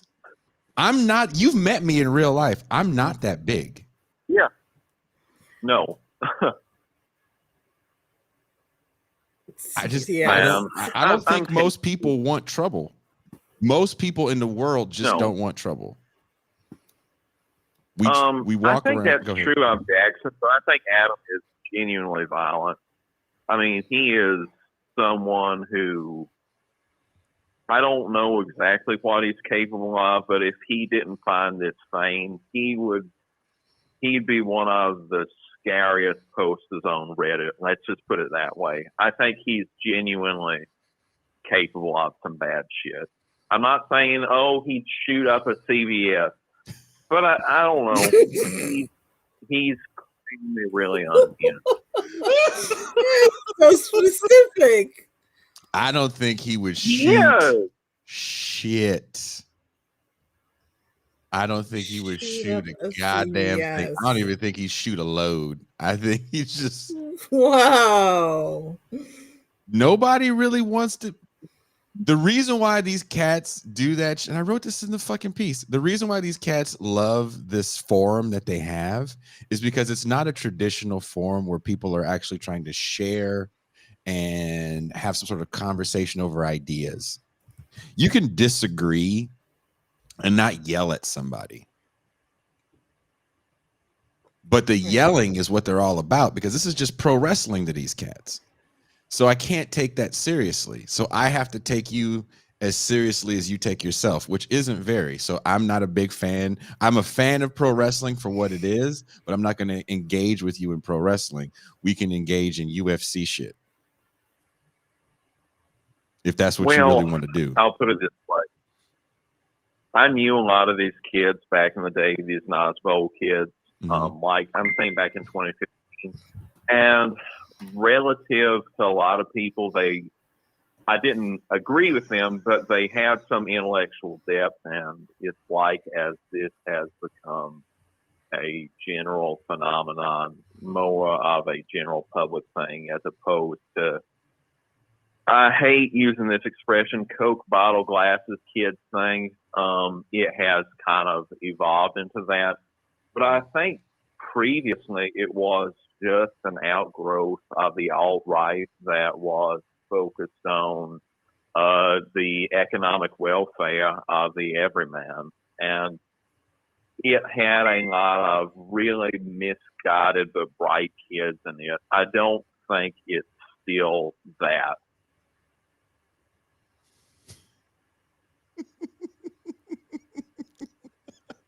I'm just being honest. I mean, kids who would like have these images of like Stalin and Kim Jong-un and with Trump fans. I mean, I can't take that kind of shit seriously, in the sense of like you're just discovering some shit. The moment you actually get booted out of your folks' house or whoever's house you're living in, you're probably gonna stop being so quote unquote politically active, and you'll find a new thing to get mad about. Well, I mean, the thing is that you have all of these lost young people, and the problem is that I don't think they'll give up on politics. And I think that a lot of the politics of reaction will be driven by these people. I don't know. I take this problem a little bit more seriously than you do, Ben does, and I don't know. I'm not as like willing to think it's just going to go away, but I don't blame you for not debating him. I mean, when Ben debated Haas, I was hanging out with my dad at his house, and I got so friggin' mad that he started yelling at me, telling me to calm the hell. I walked over to Ben's house and I started yelling through the window. I was like, Ben, get off. Yeah, I mean, holy shit. Dude, again, they can call me, you can call me anything. I don't care. I can be all kinds of punks and bitches, but you won't say that shit to me. So, man, the thing that pisses me off is when he says, I took your PhD. Yeah. I mean, it's like, you think that's funny? Are you trying to be camp? I mean, is he trying to be camp? Is he like genuinely like, does he think that's cool? Unironically think that's just cool. I don't know. I mean, it happened. He's debated two really good friends of mine, and Asatar called me afterwards. It's like, what the fuck was that? That guy was a serious person, and he's not. And Asatar he called him a what? He called him Hayes. I think that was a rhetorical. I thought she said something else. But he called Hot Hayes. Baya did. Yeah, because he didn't know him. He didn't know anything about him because he didn't give a shit. And I only know about these motherfuckers because Ben and Asatar kind of, they always want to talk to some of these people. I'm like, I don't know why you want to waste your time. I'm like, why not? And so I'm like, seems like a big waste of time to me. But let's talk about something less ridiculous while you're here. We've been talking about crime and how we should address it. I need your take before we let you go and take these other calls.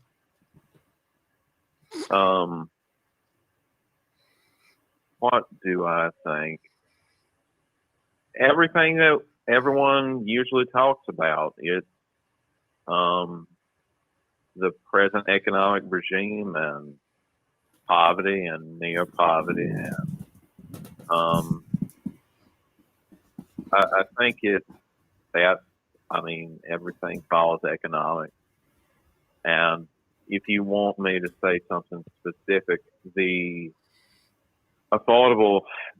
housing affordability crisis is probably the biggest thing right now. In the neighborhood that I live in, I just see people continually priced out and actually driven into something like homelessness of people going from couch to couch. And I don't know how much that has to do with it, but it all follows economics. Now, what kind of area? Not the house. What kind of area do you live in? You don't have to tell us the exact city, but is it a suburb? East side of Charleston, South Carolina, which is sort of a half gentrified, half native blue collar neighborhood. Mm-hmm. It's a lot of really wealthy college students. Then there's a housing authority project, and you have some old blue collar homeowners, predominantly Gullah people, and you have a few of the hipster gentrified types left.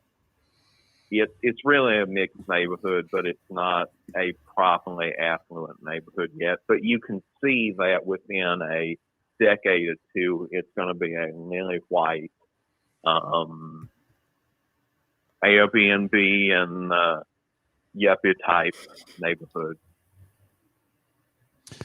Well, thanks for depressing the shit out of us, Strom. Awesome. Yeah, the whole other city's headed that way.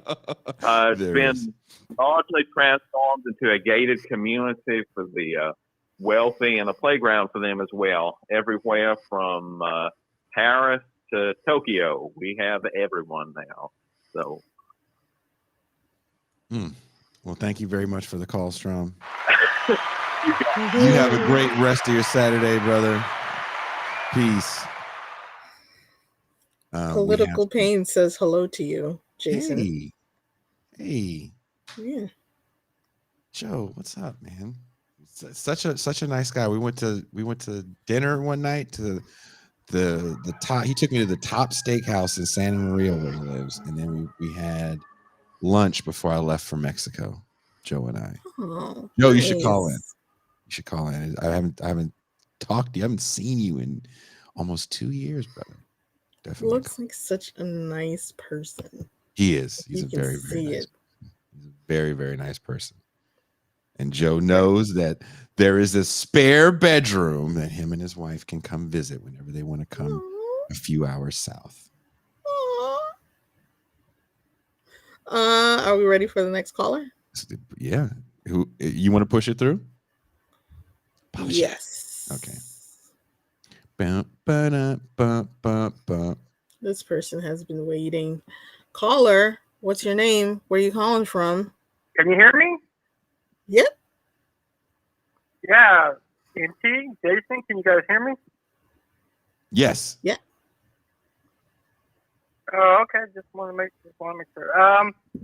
This is Don James. I'm calling from Sacramento, California. Hell yeah! And hell yeah! You know what's going on today, right? In Sac? No. In fact, yeah. Okay. No. Okay. Well, I did want to call in to talk a little bit about the homelessness and crime, but before that, I wanted to ask you, are you going to watch the NBA playoffs, and what do you think about the Sacramento Kings taking on the Golden State Warriors today? I will say that when the Kings were playing the Lakers, almost 20 years ago in the playoffs, I, like most Bay Area people, was a bit of a Kings fan in the Chris Webber years, of Vlade Divac, Chris Webber years. But of course, my heart is with the Golden State Warriors. I would like to see them win. My son's mom is a massive Warriors fan. I wouldn't be surprised if she had tickets for the game. But sadly, it's hard to watch NBA basketball here in Mexico. So I have to hear about it from you guys. Yeah, it's a little hard to watch it. So really, you can't watch it all? No, I guess I get it. But I'm telling you right now, dude, Sacramento is lit. People are camping out from last night in front of Golden One Center, and this town's gonna be buzzed. I believe it. I believe it, and Sacramento, of all places, deserves it. I sometimes I talk about Sacramento on the show because I spent some time there as a young person. We would hang out there. I used to love going to K Street Mall and smell the kettle corn.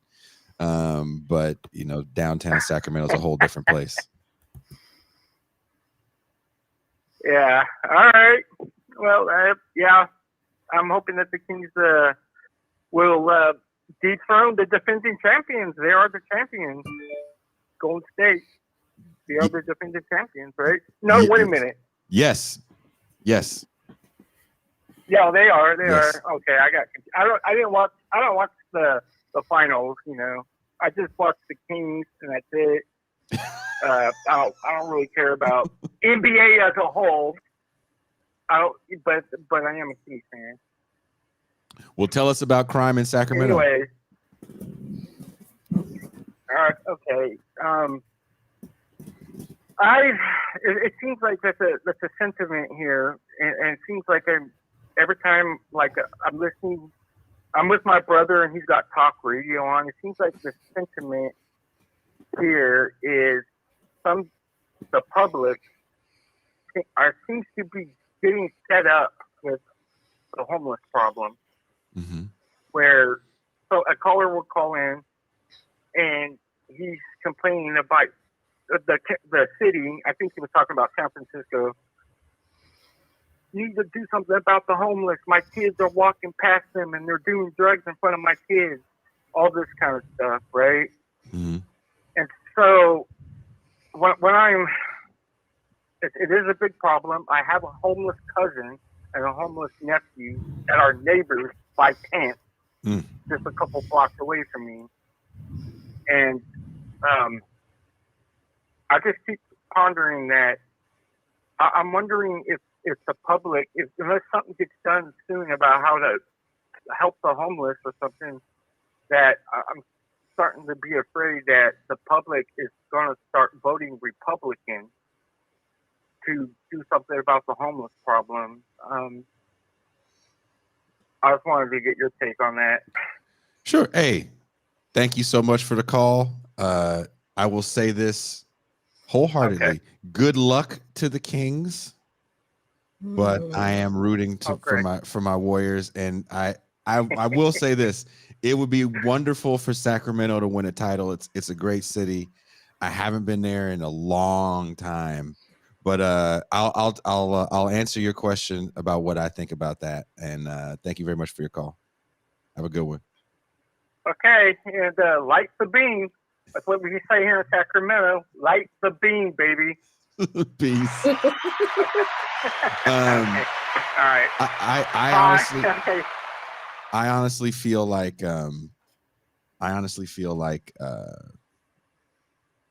the new gang member is homeless. So just replace all of the rhetoric that you got in the 90s with replace gang member with homeless, and that's the way I feel about the way we look at it. They're selling drugs they're doing drugs in the street. That's true. You know, the last time, and we talked about this on air, I was in the city with my son, who is 4. People put their stuff away. I'm not saying that everybody does it, but for whatever reason, there was definitely a respect factor for a father walking with his kids. And, you know, there's a visual shame factor. I know that there's been talk of trying to get more safe injection sites, but then there's a pushback for safe injection sites. Because the reality is no one wants to live next to a safe injection site. Right. We don't have the social safety net that exists in other countries. So when we try to use these small measures here, it's a step in the right direction. We want to keep people alive. We don't want dead people on the street. And if you've ever seen that, it's jarring, to say the least. Or wondering, is that person dead? You know, right. That's passed out, right? I've seen that. But we don't have the same social safety net that you see in, like, maybe the Scandinavian countries or places like France. So implementing one part of it isn't going to solve it. And that's like the problem that we see when we get progressive leadership. I mean, first of all, my whole thing is, if you're great, if you're progressive, I kind of don't give a shit, you know. I don't remember MLK, you know, having these speeches and going, if we just got another progressive in office, then right. One day, with the right ratio of representation. Very true. Very true. It's always, to me, it's always been about the power of people. And that's where I think a lot of the conversation stops. Like, we don't talk about the fact that, like, Gavin Newsom wants to transform San Quentin prison into no longer a prison, but a full-on rehabilitation center, Scandinavian style, by 2025. Toussaint jokes all the time, so it's going to be yoga mats. We're paying for yoga mats. And you can try. You hope that it lessens some of the brutality in these systems, but overall, we don't have everything in place. And the social safety net here, the welfare state in this country, is just so piss poor that no one fights to defend it. Understandable. So you want to take this next caller, Toussaint? Did you push it through? Let's take this next caller. Okay. Caller, what's your name? Where are you calling from? What kind of steakhouse do you like when you eat with Jason? Hey guys, how's my audio? This is Joe Payne, Political Payne. Your audio is great. Welcome to TIR, Joe Payne of Political Pain. Oh, don't you mean welcome back, sir? Thank you. You were on back in the day, and I was on your show back in the day. It feels like another lifetime. Oh my gosh, no kidding. Last time I was on the channel, we did like a shared stream, and for like our movie show, Bad Takes, I do with Jay and Your World, and that's when Russia invaded Ukraine. So that'll give you a bit of a. We called Cuba. We called Cuba, and Cuba did a whole breakdown. Yeah. That was a rough one, But yeah, I've been on hiatus. I've been on hiatus for a while. I just finished my coursework for my bachelor's degree in history, so it's nice to be doing. So, plotting my return. Congratulations. When are you and the missus going to come visit here in Rosarito?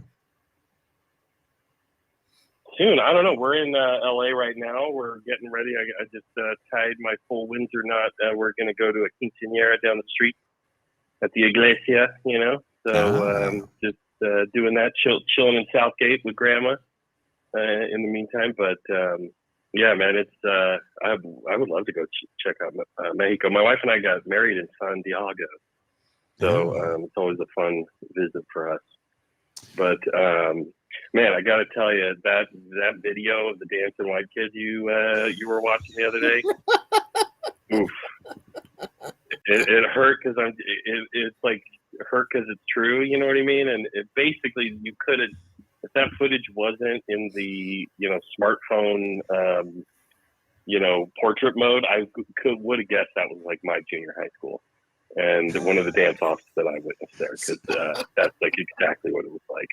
Really? And because you're from Santa Maria, right? Well,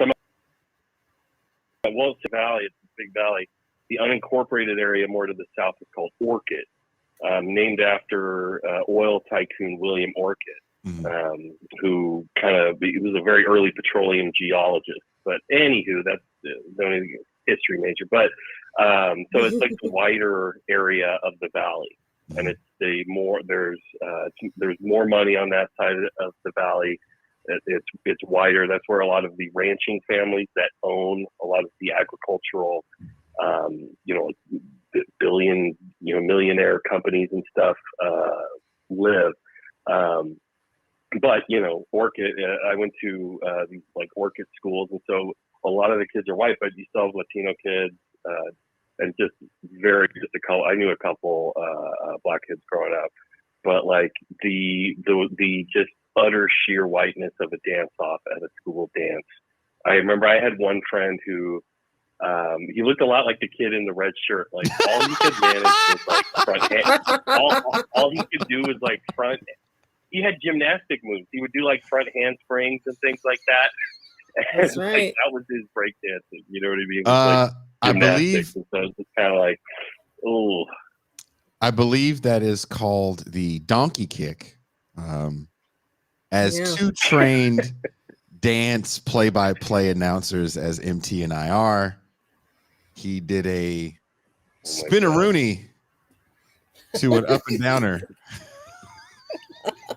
You did. I think you said the Soviet to the Crip Walk. Like I was like, damn, I have.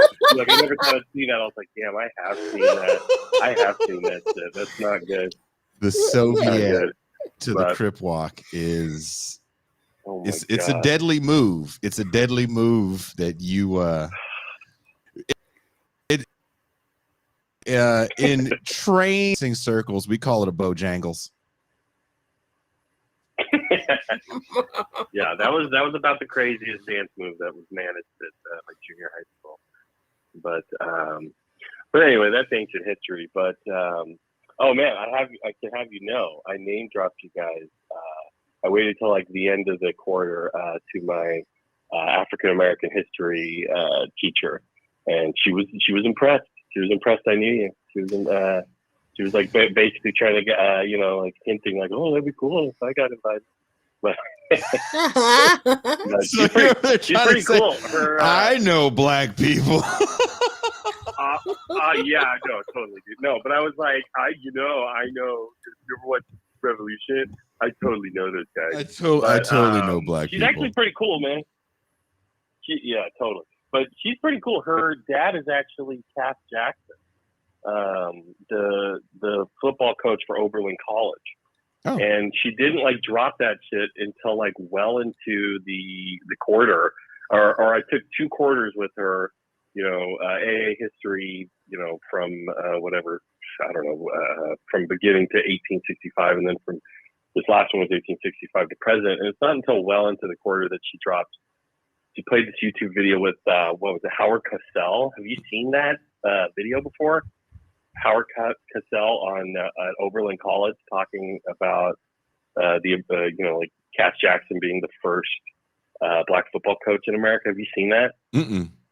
Was he upset about it, or? Oh my God! Who let these crazy? Like, dude. You just gotta watch it to get it. Like he talks to literally like 5 white dudes before they get to. This is Oberlin, but in the 60s or whatever. But he has to talk to like 5 or like 6 white dudes before they can finally talk to Coach Jackson. And like it's just so funny because like he like asked every white dude point blank. He goes, "Did you hire this man just to do it? just to do it?" And they're like, "It's so weird, man. It's so weird." And like you see a lot of this. I don't know. It's just an interesting time capsule. There's some interesting left-wing shit going on where even like the dean of students is like in his 30s, and he's like, "We are very much trying to normalize like non-hierarchical, and this was a collective decision by the school and the student body and this and that." And they're just trying so hard to act as if what they're doing is like normal in some kind of way, but like Cosell, he kind of ends it with like, "Are the kids crazy or are the kids all right?" It's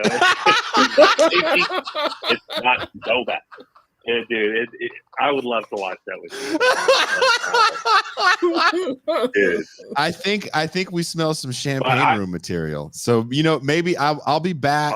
I'll be back on the show. I forget when I'm coming back on the show. I'll have to look on the schedule, but I have your info, so I'll hit you up if you're around and you're free. We should have you on the champagne room to we can go over this and have some laughs. Mm-hmm. Is that some usual days of the week? I don't know. I've been out of the game a little while, It'll be.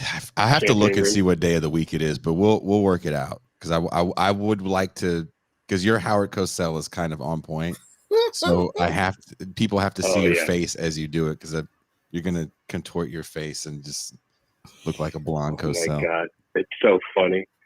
He like just asks. He gets like uncomfortably close, like he's sitting right like next to these, like sitting like right next to these white dudes on a couch, like his knees almost touching, and he's just like, "Did you decide to do this?" It's so funny. And then he just is asking like Coach Jackson like straight up like, "Are you a radical?" It's so funny. It was something. But I was totally interjecting you guys into that. I was totally interjecting you guys into the class as much as I could. I was bringing up 50-year counter-revolution and all other kinds of shit like that. Because, you know, I'm like the 30-some-year-old guy in a class full of, you know, like 20-some-year-olds or, you know, like 19, 20-somes. And it was a lot of fun. It was a lot of fun to do that. Well, thank you. I don't know if I meant to. Let me know if I could come by and speak. That would be cool. I don't know. I'm out of school now. I don't give a shit anymore. I'm gone. So, but no, I should connect you with Dr. Jackson. She's a super interesting and has some writing of her own. So I keep pushing at her to send me links. I don't have any links of her work, but she's like a writer. She's definitely a writer type of history, you know, professor. Like all about the writing, and it was cool. Like there were a bunch of things where we're going to talk about something that week, and I had done the reading, and you know, I was the Coombe River Collective or whatever it might be, but I would always look up what does TIR have to say about this. So wasn't plagiarizing. We're definitely we're not saying anything good about that book club that met 4 times. Yeah, no, but there's a lot of different. It wasn't just that. It was whatever it was that week. I would look you guys up and hear y'all talking trash on it, and it was fun. It was a lot of fun. But yeah, man, I've been enjoying the show and enjoying what you guys are doing. And I miss you, man. You gotta come back get some steak up in Sam Marie. I never make the coastal drive up north, and I always drive just straight up the 5 because I'm in such a hurry, and it takes like 14 hours to get to the bay. But well, if you want to show Ben a good time, you know, we will meet each other. We will see each other again. I'm not even worried about this. We will see each other again. Thank you so much for the call, Joe. What a guy. And have a great enjoy the quinceañera. Enjoy the quinceañera. Peace. Yeah, well. That was Joe Payne.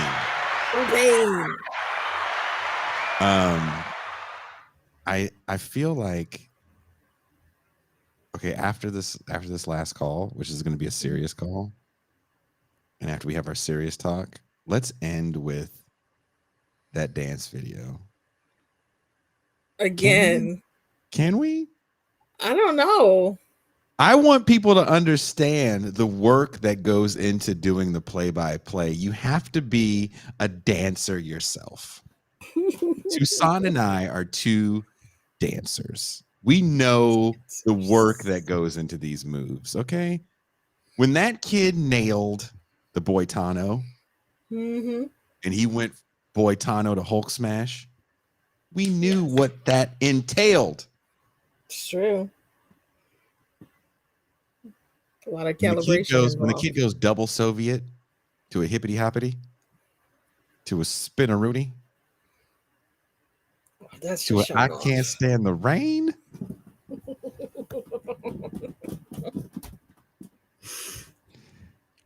We know what that entails. All right, let's take this last caller before we run out of money. Can you see the thing ticking? I'm watching the purse. So you know I'm not lying anymore. You get charged by the second. I know you're not lying. That shit it's like you ever like go to Vegas and then you win on the slots and then you start to lose and that shit just it's almost like the in that game show. No Emmy, stop.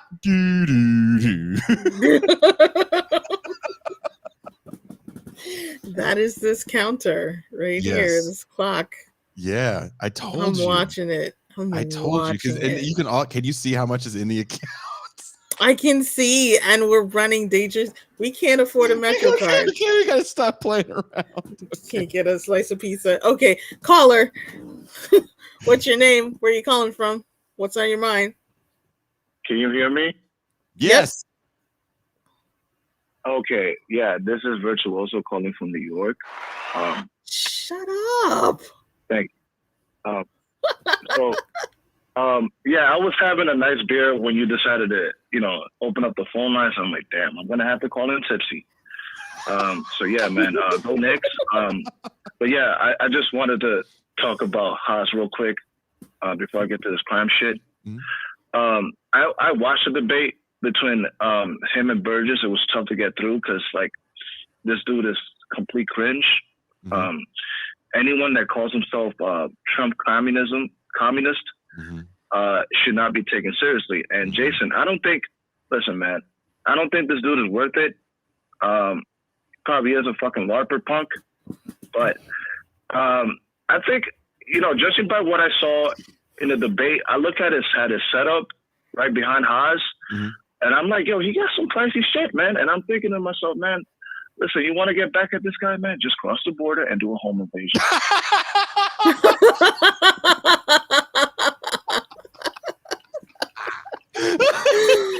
Damn. Kicking the doorway, in the 4-4. Did you see the debate? I was here for it. Yes. Yep. Yeah. Oh my God, man, that shit looks very fucking opulent. I don't know what to describe it, but that must be from fucking Persia, wherever his family, his relatives is from. But damn, you're not really serious if you're talking with all these nice shiny things behind you, and you're maligning like workers. Yeah, man, not fucking cool. But yeah, I don't want to waste your time because like I want to get into this crime shit. It became apparent to me that a lot of politicians, or at least our leaders, our political leaders, seem like they don't want to solve the issue of homelessness. Mm-hmm. They just kind of want to pass the buck.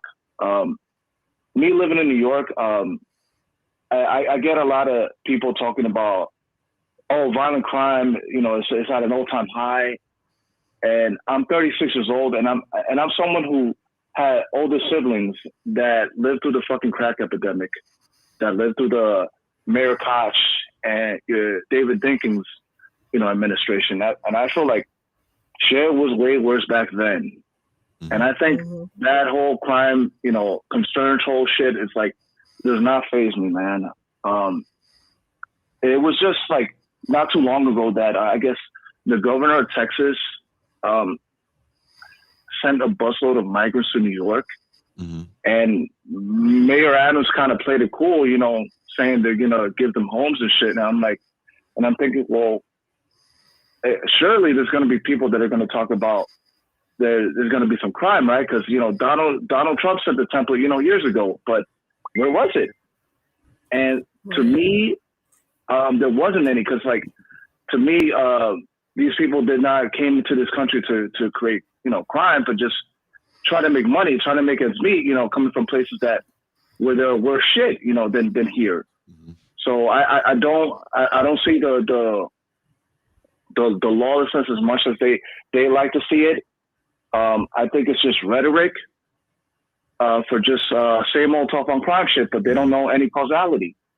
They don't know how to solve, what are the line causes of violent crime. I just look at it as quality of life problems and just, property crime, just basic theft petty theft that just can turn violent, Mm-hmm. So that's just my take on it.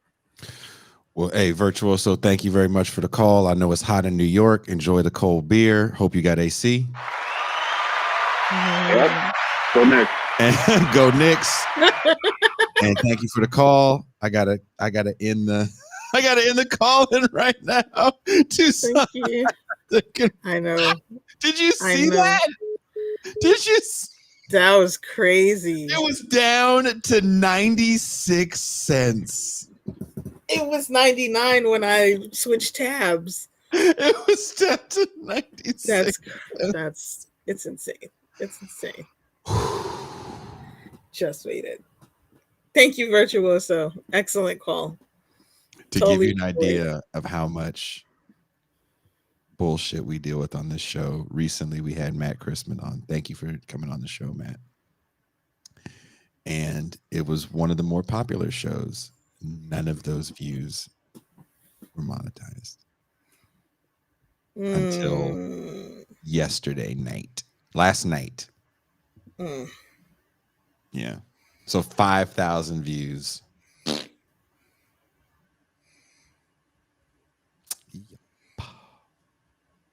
Yeah. I do think it's a lot of, to Virtuoso's point, fiery rhetoric about a visual problem that we see everywhere, even in suburban areas. We're seeing more and more people living on the side of freeways, right? And there is an issue that even these venture capitalist landlords are dealing with right now, which is the raise in interest rates. And hopefully, they're going to get into this at some point tomorrow. Derek Varn is going to be taking over hosting duties and interviewing one of our favorite Marxist economists, Jack Rasmus. Yep. But Business Insider had a pretty interesting article recently. I don't remember if I shared it with the group, where a lot of these venture capital companies that bought property when the interest rates were at zero, and bought multiple properties, multiple units, because the interest rates are at zero, and they figured they could always raise the rent. They were going to do these big remodel projects and then jack the rents up real high. Well, after interest rates skyrocketed on them, or to them skyrocketed on them, and people couldn't afford to pay, it was very similar to the mortgage crisis, but affecting a different class of people. And they're kind of stuck in these properties that aren't going to be worth it, and they can't just park money in it like they did with like malls in the 80s. So there is a sell-off. These guys are selling off properties. So we don't know how that's going to affect people. And also you have people, again, there was a lot of purchasing and remodeling, trying to raise rents. What happens when you purchase these things and there's no money in it for you? Like, rich people have no problem just leaving shit empty. No problem whatsoever. You see that with grocery stores all the time. Sometimes there's covenants grocery stores have, where even if the business is underperforming and they leave it, it has to stay vacant for like sometimes 10 to 20 years. So, again, I don't really see too many people talking about it to that level as far as like trying to quote unquote solve homelessness, because I don't think it's as easy as a simple solution, because there's so much of the population that's divorced from the idea of these people being victims of a system and not being, it's more like, well, they just can't get out of their own way and they're all mentally ill. It's not that simple. Right. I wish every explanation was that simple. I wish it was always as simple as, there's a house and we'll just put them in it. They just can't get out of their own way is like the most ridiculous explanation for anything. I mean, if people had to look at some of the living situations that are provided as a solution, I think collectively as a society, we probably even look at solutions. Like, as I'm trying to write this paper that I've been struggling with for a while, which the main thesis is a great quote from my good friend Conan. When we can't get justice, we settle for catharsis. And it's interesting to me how justice plays out in a lot of people's minds.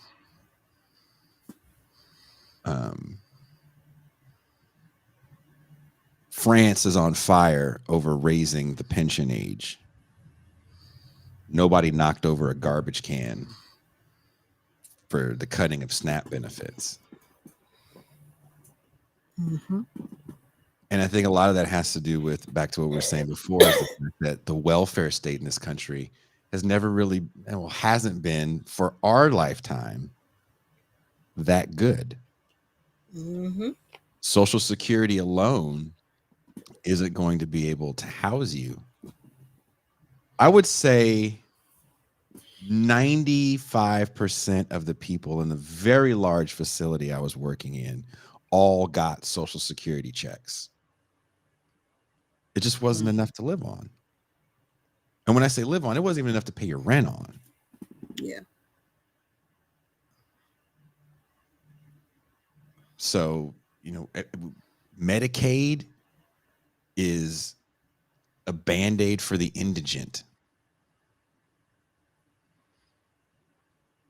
So we just don't have a safety net in this country. So you have to lean on things like nonprofits, unfortunately. And like Toussaint said, those things are run like businesses. They have to, they're trying to keep costs low. Yep. Do we want to have a society where nonprofits and philanthropy solve societal decay? Can they solve it? I don't think so. They haven't. It's looking like no. Yeah, they haven't. Do we want to press for larger federal legislation? Well, what do you think about what Vicky Clee has to say here? We should all stop saying we should be more like the French and just start being like our own ancestors were. Both UK and US had strong labor protests in our history.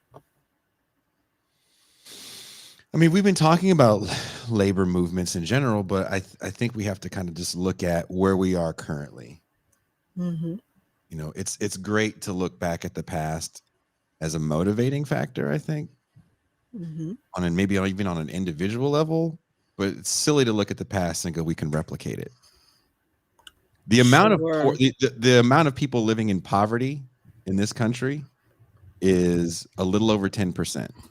I can say the number, and it's going to sound great, but the percentage changes the way you look at it. So it's less than 10%. Or no, sorry, it's about 12% of the population. Not quite 12% of the population truly lives in poverty. About, I believe it's, I just fucking took it down. I had it up on the screen for the longest time. I think it's about 60% of the population lives check to check, and that definitely changes. Those numbers change in different income gaps. I think it's about 28% of people that make over six figures are living check to check. But within that check to check living, the higher you are on that rung, the more things you get. Healthcare. I believe half of the country has some sort of employer-based healthcare. So right there, you already have people that are disconnected for the idea of everybody needing healthcare. Because again, let's start from the premise of collectively, we pretty much all feel like we live in a failed state and the welfare state can't save us. So what are people going to fight to protect? And we never really talk about the amount of people that live off of gig work. Even if they have a meager living, they still live off gig work. And why do these same people fight to protect gig work and not their own, what some people would say, self-interest with labor rights, right? Proposition 22 was kind of to destroy the idea of labor rights in the name of rugged individualism. And I believe that's because this is just there's no numbers I've looked up on this. A majority of Americans, regardless of how you feel politically, really do believe in rugged individualism. I saw it in California and it blew my mind. The amount of people that were self-proclaimed socialists that were so anti-proposition, or they're so pro-proposition 22, because they saw it as jeopardizing their rugged individualism. Well, everyone, it's been said that the U.S. is a very optimistic country. So along with the rugged individualism is the idea that your rugged individualism will work out well for you. And the truth is, it doesn't. And you shouldn't have to gamble in that way with your future. Mm-hmm. We're all paying money into something. It's just that we're not getting much back for it. And that's where you're getting the big pushback. So when I was looking at those numbers as I was writing this piece, it was kind of blowing my mind and kind of helping me also see why collectively it's hard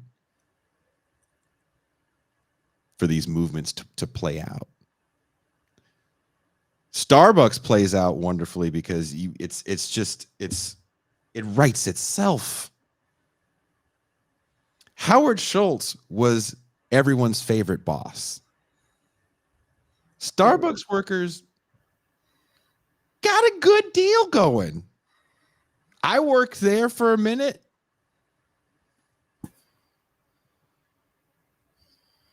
I've yet to see them talk about their numbers plummeting with all these young people, or people in general. They're all not young, trying to unionize. They don't really seem to care all that much.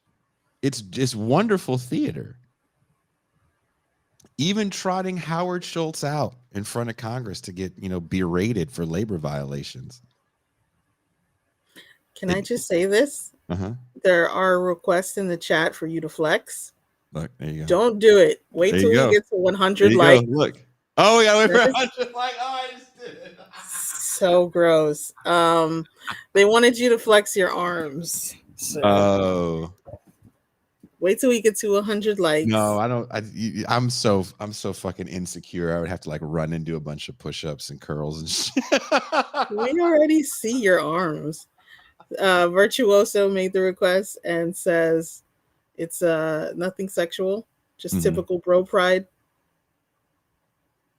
It's the sun's out today, so it's been a rare occurrence here in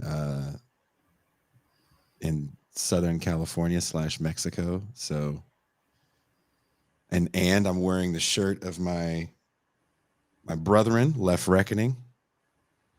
They have merchandise, just like we have merchandise. If you want to help Jason get to the Bay Area to go to his cousin's funeral, bam. Central Committee tee. Oops, sorry. You can do, so you see where you can do it on your end, right, Toussaint? I think so, yeah. Okay. QR codes. Yeah. I do kind of want to, I think we should show the people that weren't able to see the wondrous joy. Weren't able to see. The wondrous joy that was the dance off. What do you think? All righty. I want to end with the dance off. I think we don't have to play the whole clip. Sure. But I really appreciated the dance off. I know you did.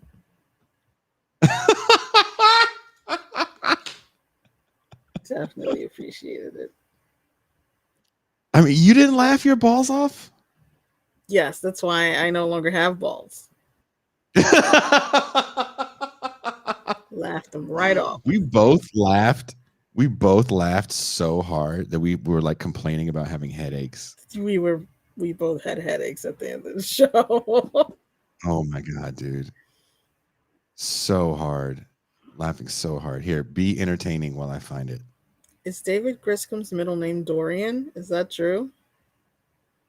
I want that to be true. He wears it well, if that's the case. Now I have to ask him. That there is my favorite Texan.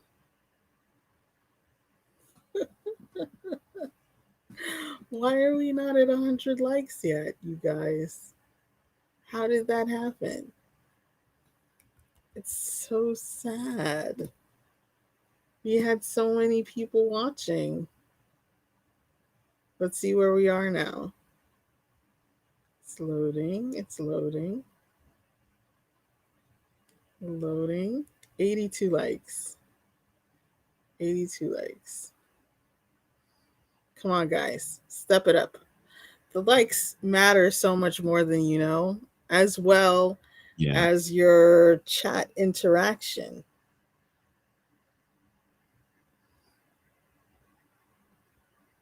Chat interaction has been low. Chat it up, you guys. Chat it up. Why has chat interaction been low? You said it was low. What? Yeah, I don't know. What?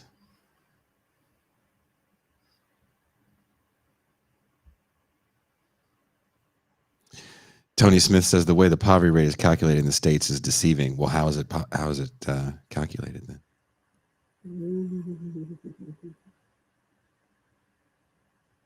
What would make it undeceiving? What would be the correct way to do it? I'm not saying it's not. I just want to know. I'm asking the question. I love when people have those kind of like, well, explain it to me why. I need to know why. And explain it like I'm 4.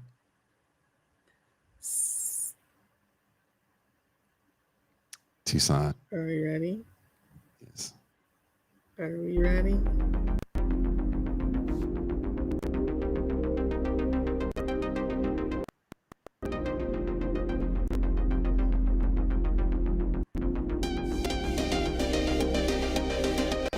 I love the new TV edition. I have to share the screen because this is the most amazing dance-off I've ever seen in my life. I don't know what dancing looks like where you people are from, but this dance-off was incredible. Can you see it on the screen? Yes. Let me make it bigger. Should we get rid of the chat? Oh, okay, there it is. Okay. Like can I play it? Can I rewind it on this? No? Probably not. Oh, you can't rewind it? Short, yeah. It's a short. Can't rewind it. Okay. Is this other kid? If you can, watch this kid right here because his reactions are amazing. I wish I would have paid money to be at this dance-off because I think this is the greatest thing in the world. I hope this gets gajillions of views because this is just and the kids are so good-spirited about it too. So here, watch this. Oh! Did he just hit him with a little Bojangles?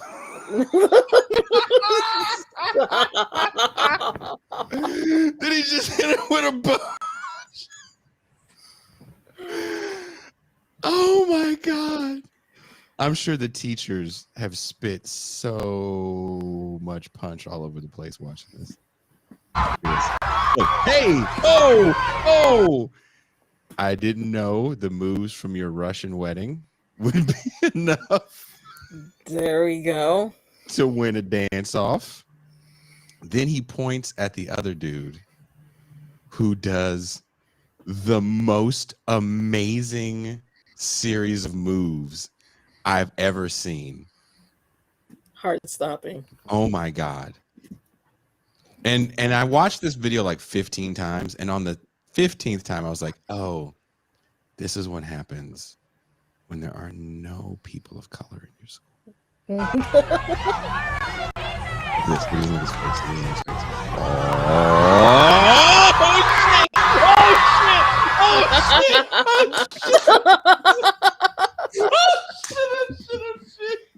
Oh shit.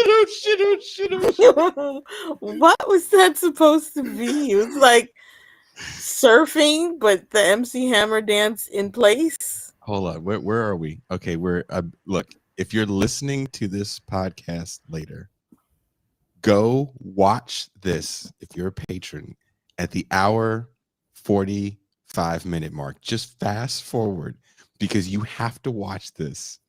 This kid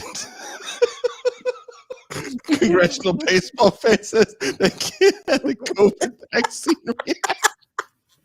He does this move. I think that's the greatest move I've ever seen in my life.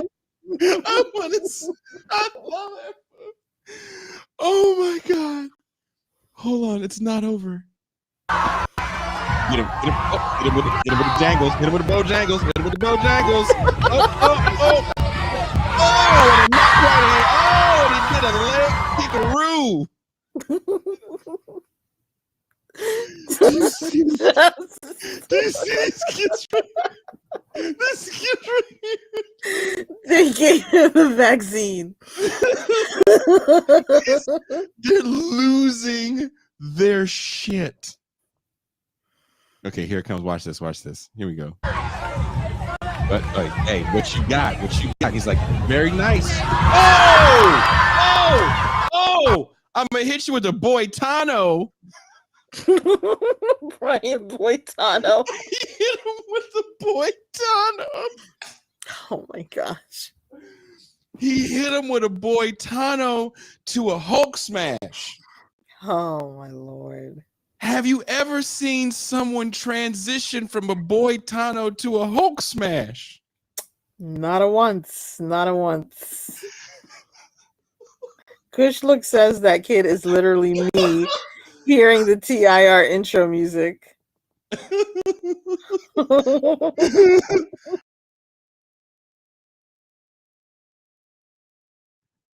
Toussaint, when you rewatch it and you see the comments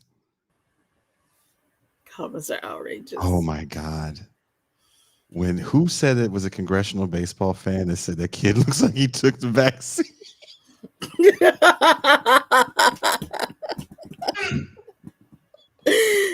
That was good. Oh my God.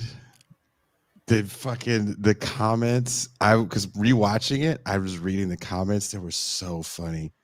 Because when Kushlik also said, he said, that's him whenever the TIR intro music plays. So now every time the intro music plays, I see him doing that.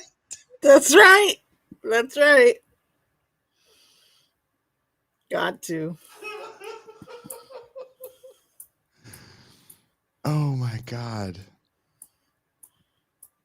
Too damn funny. And that is sometimes what the champagne room looks like. Not all the time. It's not all the time. Sometimes it's a continuation of a serious conversation. A lot of times it is the play-by-play. I'm enjoying 9 days off. Somebody said electric boogaloo boys.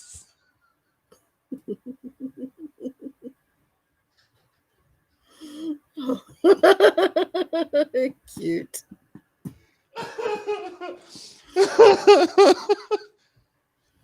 I want to have that level of fun.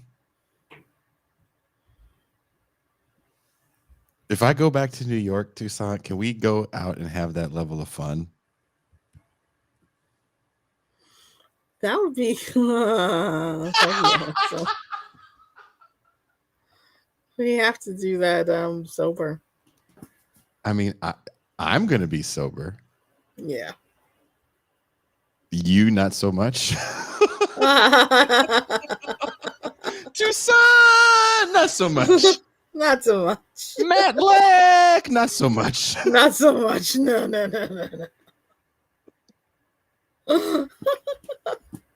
I'm hanging out with Matt.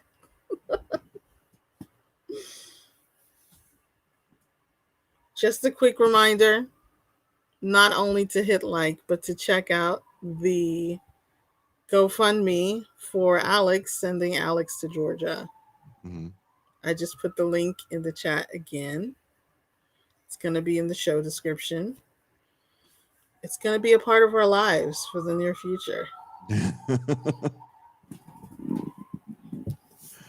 I still love the comments on that.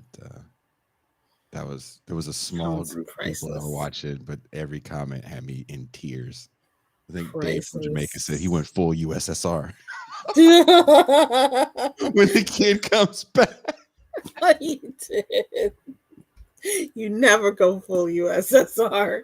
You never go.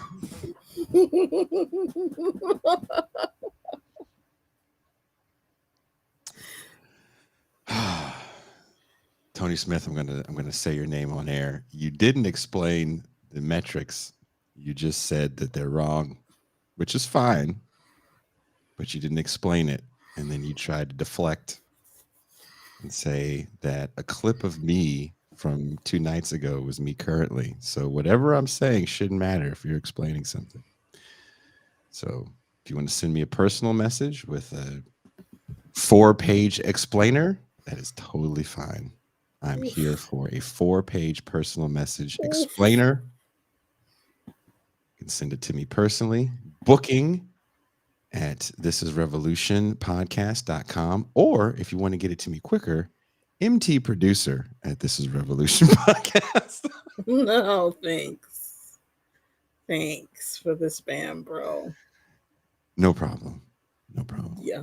But you please feel free to send any correspondence, any anger you have towards the show. Send that to Pascal at This Is Revolution. And another thing.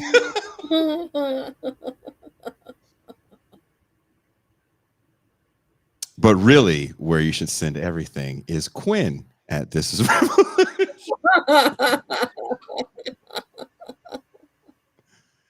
And if you don't believe these are real emails, then just go ahead and send it, and you will see.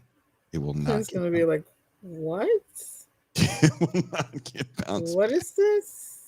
I'm trying to do an intro. What is this?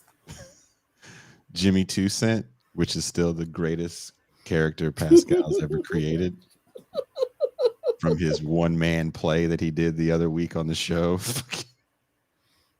You know those things that actors do where you're from in New York, Tucson, when they want to be taken seriously and they talk about their family and they do like 15 characters? Yes. That's what happened on that episode. Oh, God. And that's back when Jimmy 2 Cent, he used to run numbers in Harlem. It's true. We used to play stickball at the corner. Like, what? We just have to do it. Vaseline. Wait a minute. You know what?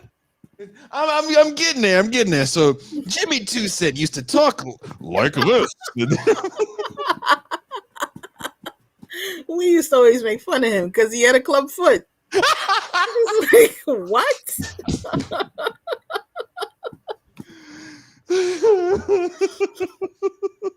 Hey, yo, Jimmy, don't run too fast. Hey. I want Jimmy on my team. So stupid. What's funny right now is someone is about to type a long ass "fuck you" email at me. They are. And they're gonna type one to me about making fun of club feet. Like individual ones. And for the bitch talking about club feet, my mama got a club foot. Bitch, you talking about my mama? And another thing. Yeah. I'm tired of your one-man Haitian shows you try to do.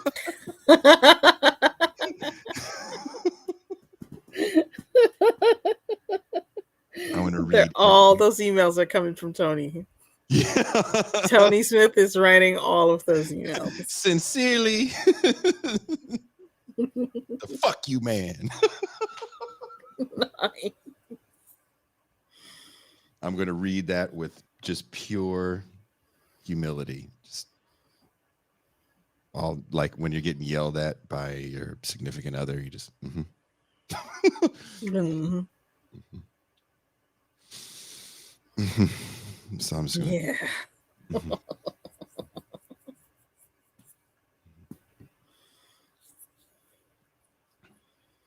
So Yeah, man. that's good times. Good times. But I am terrified to open my email and see. Yeah, it's coming for you. Coming for you, Jason. I'm coming for you. We're coming for you, nigga. That's the subject line. The subject line. No mistaking it. The subject line is "we coming for you," and then I'm gonna go outside and it's gonna be like the scene at the end of Revenge of the Nerds where the lambdas come out. Doom doom doom. Buff ass Jerry curl Negroes. Ridiculous. Oh shit. I hope Tony Smith is chuckling at all this nonsense. Tony Smith sent us a smiley face that I hope is not passive aggressive. Oh shit. Like mine. Like yours. Sometimes Gene has passive aggressive smiley faces too. Gene is, I don't know who's worse, me or Gene. Gene is hilarious. He's the worst, I think. If you want to see, if you want to see someone much like Derek Varn, but less, what's the word? What's the word I'm looking for? He doesn't do it as much, but Gene also is one of those like stream of consciousness tweeters that just gets into it with people for no reason on Twitter. I'm like, why do you even bother? Seems like such a fucking nightmare. Nope. Some people like to argue. Why? I don't know. That's what Kenzo Shibata said. Teachers like to argue too. With students or just with each other? With each other, and apparently in the union. He said that he basically said that there is something of a teacher to law school pipeline because they like to argue. Teachers like to argue. Tony Smith says he's not mad at all. That's usually the last thing someone says before they punch you in the face. I'm not mad. You mad? I'm not mad at all. I'm even, nigga. It's just moonwalk away. Tony said he's not mad. I don't know why Tony Smith, like in my mind, Tony Smith looks like one of the people in Camp Low. No, no. He's got the hat and he's just like walking like Willie Dynamite down the That's Andy Williams. That's who you think of. Andy Williams does kind of look like Willie Dynamite. Yeah, a little bit. But Tony Smith definitely is the dude in Camp Low. Ooh, we got 6 likes. Thank you, MIDI doctors. 6 likes shy of 100. Can we hit 100 before we hit the 2 hour and 50 minute mark? Ooh, and Jason will flex for us.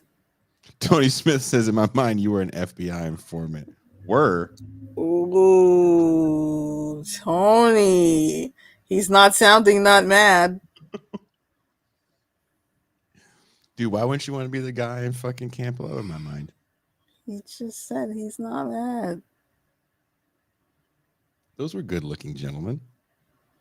I like them. With snazzy clothes. Snazzy. Do they still dress like that? A little bit.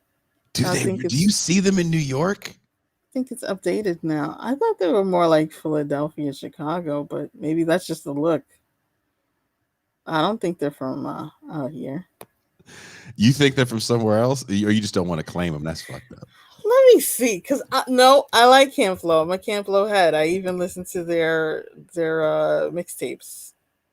They still release music? They released something a few years ago. Really? No, they're from the Bronx. They're from New York. Kushlik said the OXO water coming straight from Langley. I'm so scared of OXO water. I feel like OXO water is just out of the tap and I'm gonna die of diarrhea. I'm like, I'll take my chances with the water dude down the street. Who's gonna be like 100? Kushlik says Strom said that he showed someone the music video to Rat Food. I was like, oh, we did a music video. We had plans on doing a music video because the song was based off living across the street from the encampment.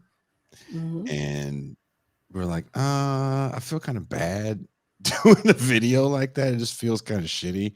So instead, we just went there and talked to him and then made that the video. But you can kind of hear the music in the background a little bit. So we play like maybe 10 seconds of the song, maybe 30 seconds of the song. But it's literally just interviews with the people in the encampment. I remember that. So Strom showed that to someone as a music video. That's a music video. Kushlik says OXO water is fine. I'm still not going to chance it. And also OXO is where I got accosted by Mexican police. And I did not handle it well at all. OXO has cryptosporidium bacteria in it. It's fine. No big deal. Dude, I'm not fucking with OXO. Dude, I'm terrified. If I'm not only going to the OXO, I'm not going to the ones by my house. The cops are waiting. They literally wait for you to pull in. And even if you like pulled into the parking, like, oh no, I'm in the handicap and try to pull out, they got you. They're getting people like that right now. And that's the crazy. Biggest fine in the city. I was trying to because I didn't know the right words for bribe. And I was like, if I was to just pay it now and not go to the police station, what do you think that payment would look like? And have a good day, gentlemen. And have a good day. So I'd gladly pay the fine today. Not go to jail Tuesday. Fuck, man. Yes, we are reloading the page, Matt L. Oh, do we want to change things up? Uh-oh. Did you see we made it. We got 100 likes. We have 101 likes. Sometimes people hold out because they want to be 100. I wish we had the ability to like give them something, like it was a radio show. But we don't know who 100 is. They could lie. I'm okay with that. Here's a whistle. I don't know. Yeah, because like says Jason, fiercely trying to remember the future subjunctive tense in Spanish. How did you know that? The cop goes, do you speak Spanish? And he says it in Spanish. And I said, in English, no, all the Spanish oozes out of me whenever police have me stopped like this. Oozes right out of my trousers. Oozes right. That was Tom. You gotta watch some Tom Segura. He talks about the situation that he was in. And he said, as soon as the person said that, inside liquefied. Outside, hell yeah, man, I got you. I was like, damn, man, they got me. Got him. Got him. Got him. Okay. Are you ready for Tuesday, Toussaint? What is Tuesday? Tuesday Sax Day. Oh, I have not done my taxes. We coming for you, nigga. That's what they are. IRS said. They're tired of me. Someone says, Jason, you know what plata o plomo means? No. And I feel like if I say that out loud out here, you're going to get me in a fight. Plata o plomo. I don't want to say anything other than hello, like I'm kind of a special need. Hello. Hello. Matt L says he thinks we're being shadow banned big time. Yeah. It's pretty gross. It is gross being in the shadow of a banning. Bill Clinton's birthday is August 19th. Gross. Because we share a birthday. No. Aren't you the 18th? You got your birthday wrong. Nope. I don't know who that Jason is. That guy fucking sucks. 19 is a karmic debt number. By the way, IRS, Toussaint lives in the Brooklyn area of New York City. Stop it. We coming for you, nigga. Oh man, I'm not gonna make it, but hopefully, right, my accountant will have less on his plate when I finally do give him my taxes, so he can do them quickly. I feel like it shouldn't count as long as you get them done in the month. The interest should start in the following month. Boom! I gotta figure it out. Well, I'm glad you have your taxes all straightened out. But again, she lives in the Bedford-Stuyvesant area of. I used to be so diligent about my taxes, man. I used to be so on top of it. I would get like 3 years of taxes done at once. That's how on top of it I was. And then you got slapped in the face with poverty. Yes. They were like, oh, slow down on those wheelie skate sneaker things you got. Time to be an adult. Poverty slapped the shit out of you. You were like, oh, that hurts. What's that sting in the back of my tooth? Poverty. Poverty. And that pain will stay there. Jason is a doxer. Yep. Toussaint lives in the Johnson apartments. Johnson.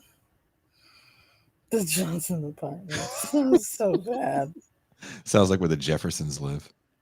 Live in the tenements.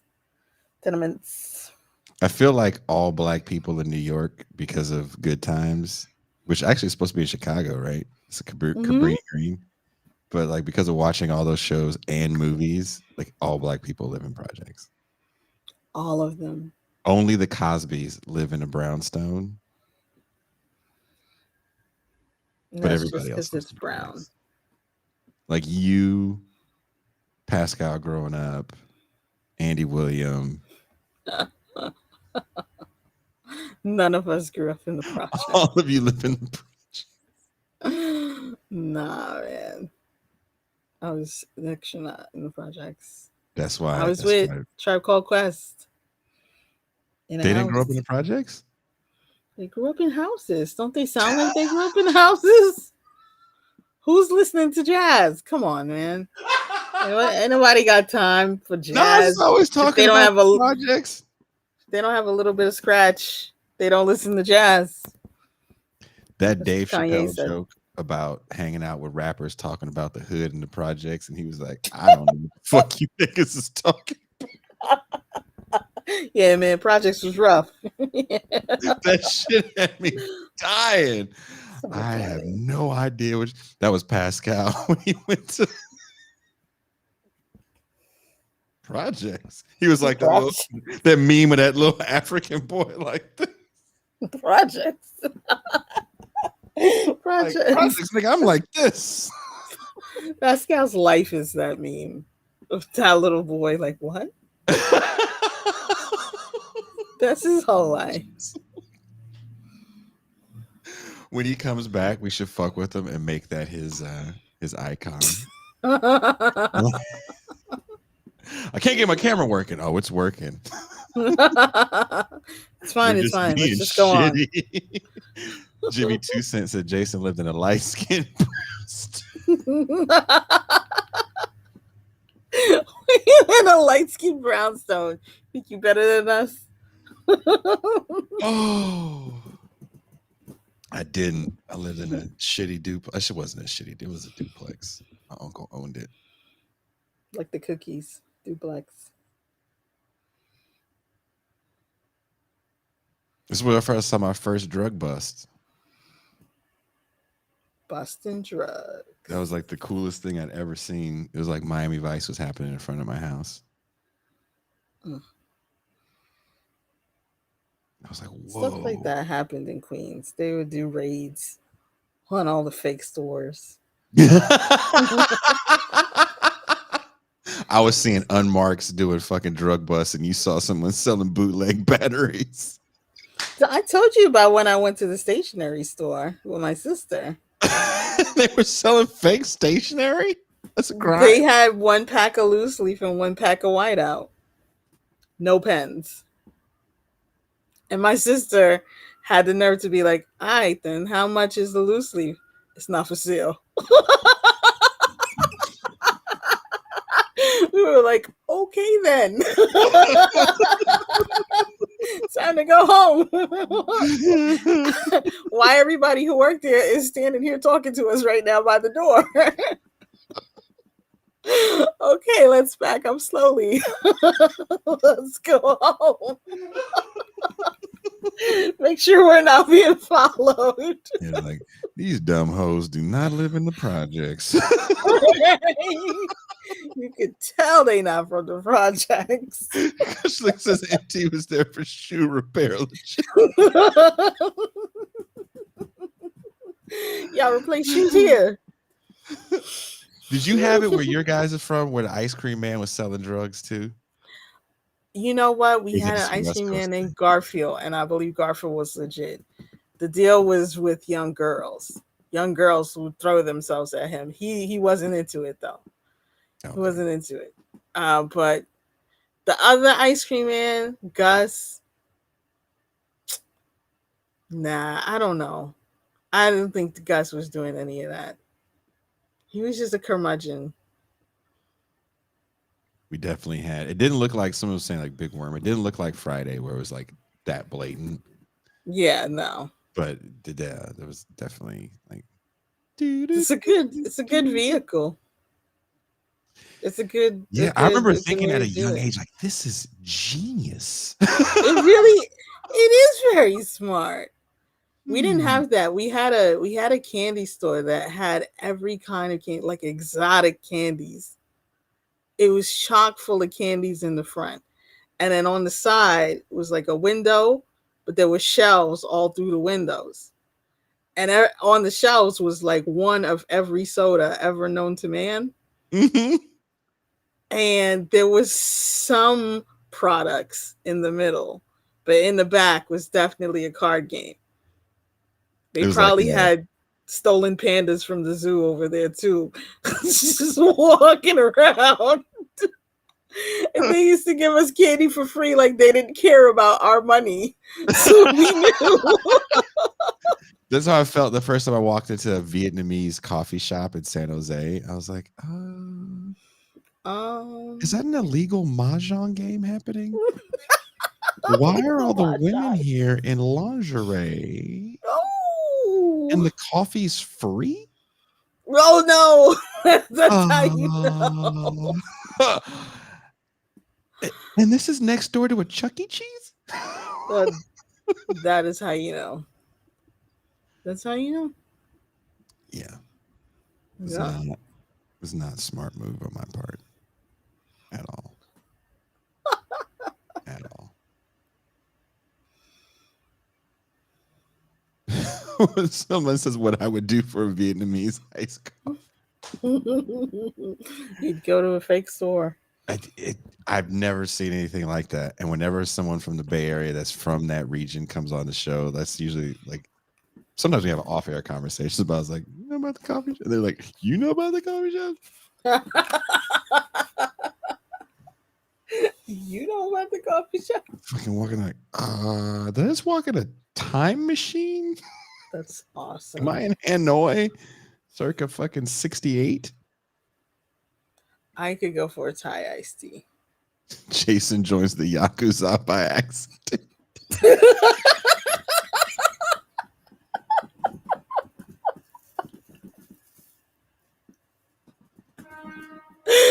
I love that. I love everything about that.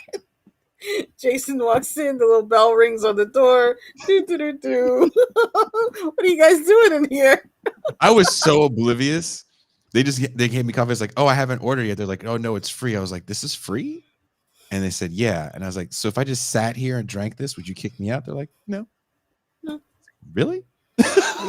we have other business to attend to. Yeah. And I was just trying to figure out, like, Is there something on the menu I would order per se? How do you stay in business?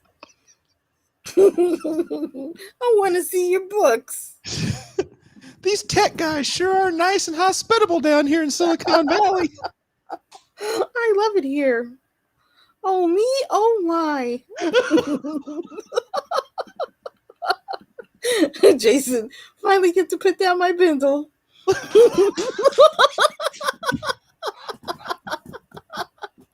I think I'm going to like it here.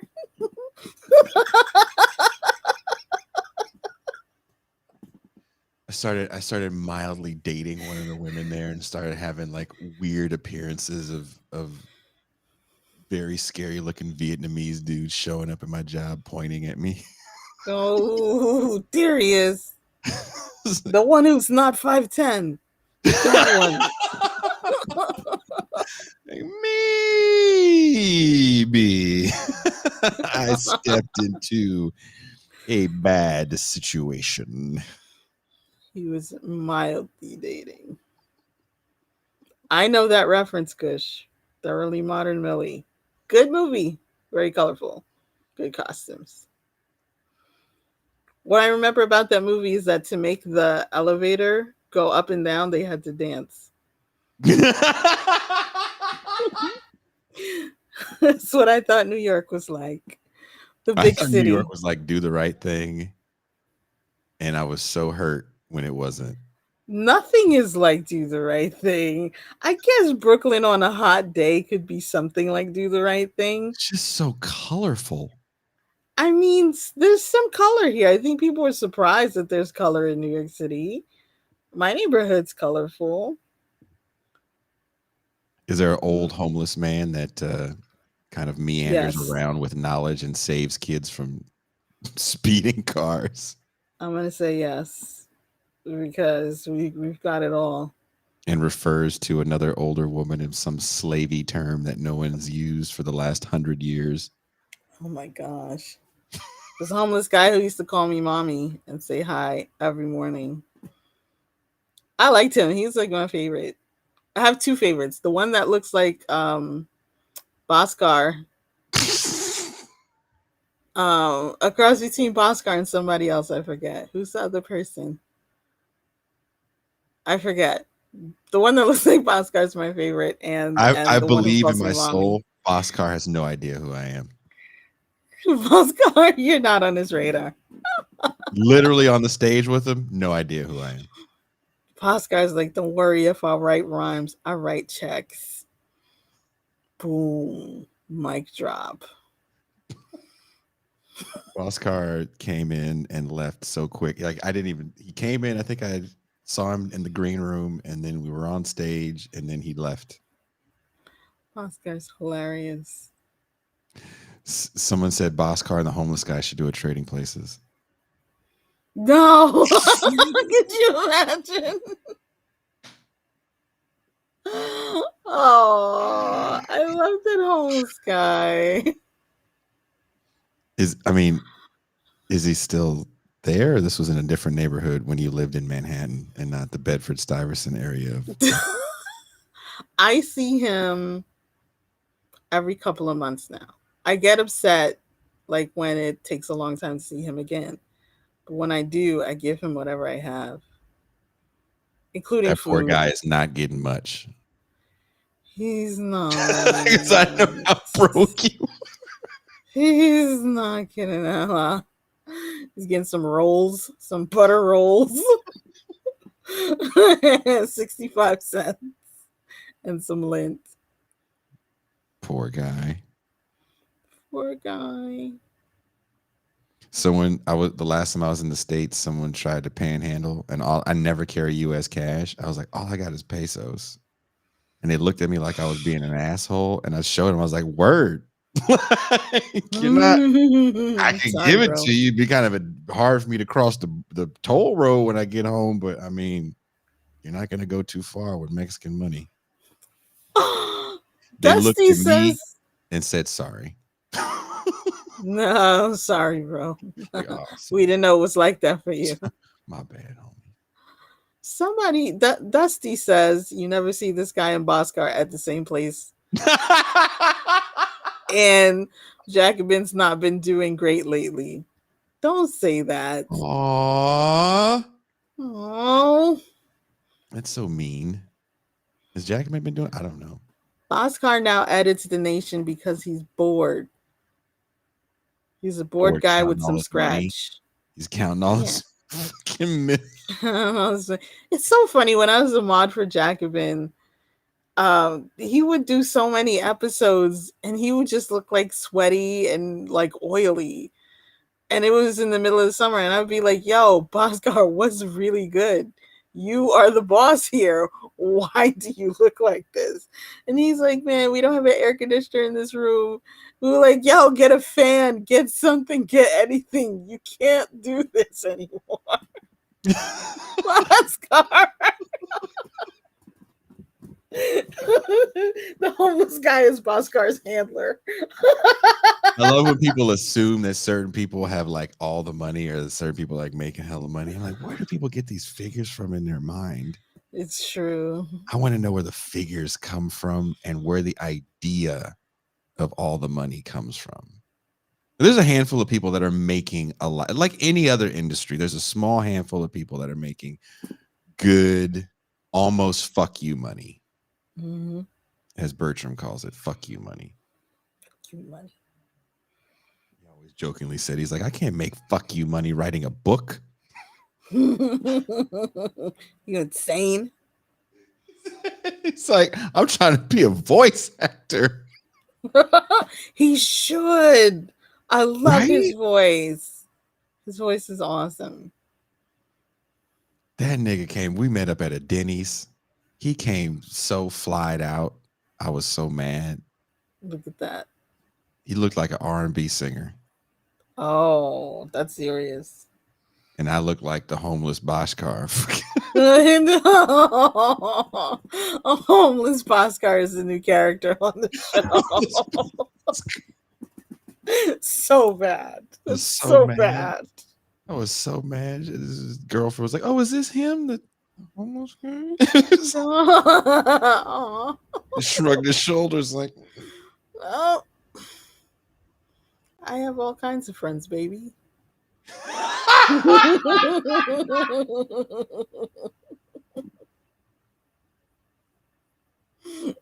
just looking all shiny. People make fun about us being rich, and then Derek Varn always brings up riding in my car. It's like we ride in Jason's raggedy ass car, where he will not take out the car seat.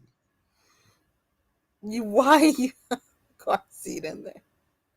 Because I got a kid. I haven't seen him in forever, but that's his seat. Is he big enough? Isn't he big enough to just? You got to be like 15 nowadays to get out of the car seat. Is that right? That's why them kids was dancing like that. Because they stuck in car seats. Oh man. Homeless Boskar is a character Michael Brooks would do.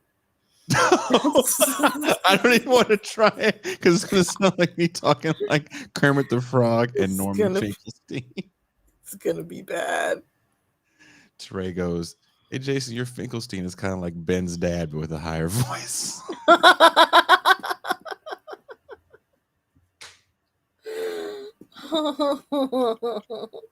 And they call him Talcum X. And then you are the one, the teacher. I believe the term is Talcum X. Homeless Boskar is called Boxcar. That's fucked up. That is fucked up. That's fucked up. You guys are mean. I miss him. I used to see him all the time. He was looking really rough last time I saw him. Kermit plus Finkelstein sounds Please do it. Please do it. I don't even have it in me to do it. Boss, look, if anybody has seen, I think it's up publicly now. I know it's definitely up on the Patreon. Boskar's interview at the live show was really good, and I really look forward to his book on Grenada. That's gonna be great. Yeah, I'm actually gonna read it. Really, really interesting. I thought what he was talking about with Grenada. I am somewhat fascinated by that history, and if you go back, I think it's definitely under 100, maybe 40 or 60 back when the streaming shows and the audio shows were different. There's an interview with one of the people that was part of Maurice Bishop's party that was there before and, of course, after the invasion. The audio is kind of hard because he was in a real echoey space, but it's still a very fascinating conversation, I think. All right, Toussaint, we've been talking for way too long. We have. It's been over 3 hours. We've hit Finkelstein territory without any of the controversy. We took calls. We did. Boy, Thank you guys. We had Alex on. Thank you guys. If you can, Alex, support his mission. I'm kind of excited to see what he's going to be able to do. Getting some footage, and maybe we can make two documentaries. My voice is back, so I'm going to record my final voiceover. We added a very large part to kayfabe, and I'm finally going to record that and send it to the filmmaker to insert into a new twist that we put in there. So I'm excited about that. I'm going to try to finish this piece. In the absence of justice, we settle for catharsis. It's kind of the main thesis. So hopefully it'll be edited and up next week. What do you have planned for this weekend, Toussaint? Pure parasocial intimacy. Not kind of. Full on parasocial, full body parasocial intimacy. If I would have done the muscle thing, that would have been too much. You already did do a muscle thing. No. I didn't do, well, yeah.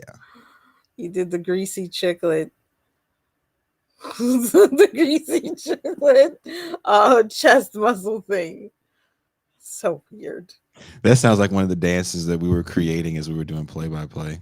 The greasy hit him with a greasy chiclet. Can't come back from a greasy chiclet. Skibbity bop to it. Oh no, he's doing the bingo bongo.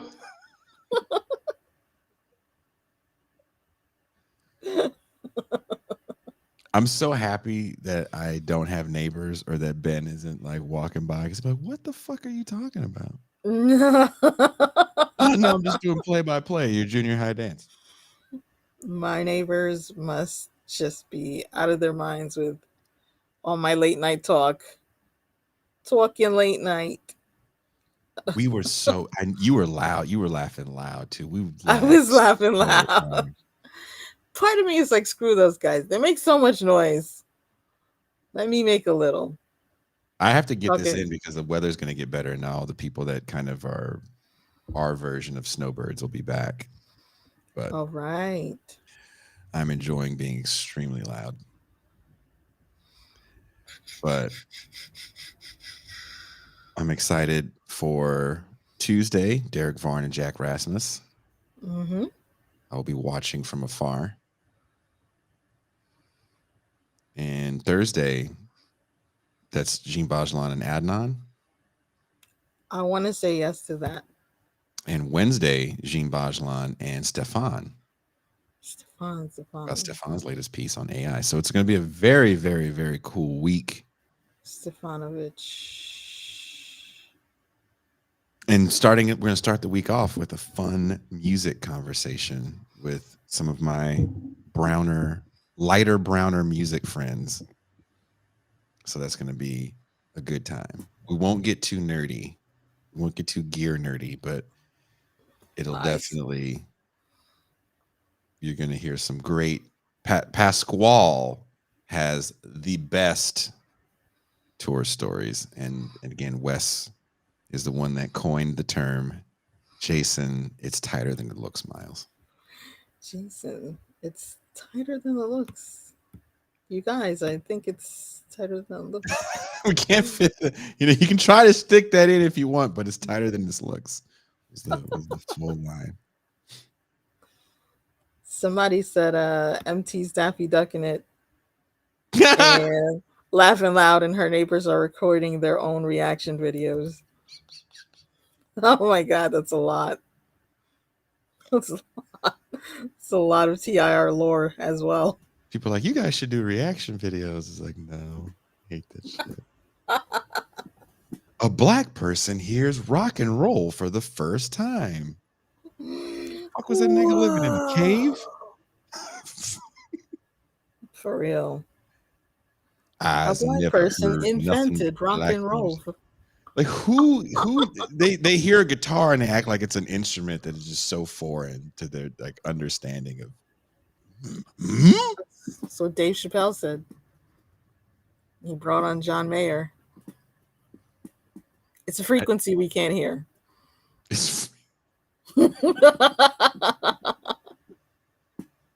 I feel like some people's favorite parts of like funk music too is like the guitar line. True. True. It's a funny joke, but in reality, it's like, come on, dude, you can't really act like you've never heard, Inner Sandman. Sid Nanda says, my impersonation of Jason in a Vietnamese iced tea shop sounds like Minnie, and I laugh like Daffy Duck. That's funny. I do think we should do reaction videos, and if you guys want us to do this, if we get 20 people on Twitter to say you might like hashtag Pascal eats or Pascal tries, what would we say, Daiso? Pascal, if you have Pascal tries Daiso, we will. I swear on everything that I kind of like that we will make that a reality. It won't be like a show, but we'll do like shorts of like Pascal trying out Japanese snacks. I forgot all about Pascal at Daiso. Pascal goes to Daiso. This is all like, by the way, anything over an hour is champagne room. You guys got so much champagne. Us and the room is drunk. And the room is drunk. Absolutely. But seriously, Pascal, but it has to have, we have to have at least 20 different people hashtagging Pascal tries Daiso. That would be awesome. If that happens, we will make that. That's what we're gonna do. Are you down for that, Toussaint? Pascal in his hover round at Daiso with the little parasol. I'm down. I can't get that. We can get snacks sent to him. Like you're asking for the moon right there. You've done the fucking Boitano. Like you Boitano'd that, dude.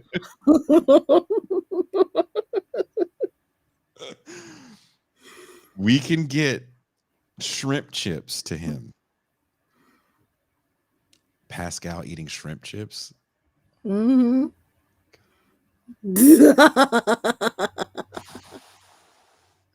Pascal eating lychee. Yeah, that'll be good. Remember when his mind was blown on blue corn? Yes, it was. This is your brain on blue corn. But we're not going to just like give it to him. No. We have to do a whole show where he just has the greatest fucking explanation of something in the history of explanations. When Cedric comes on and talk about his new book, which is a great book, by the way, After Black Lives Matter. If you haven't gotten it, go get it. And then yeah, he has to try like shrimp chips and lychee. I like it.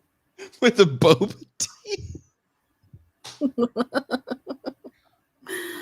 Love it. Oh my God.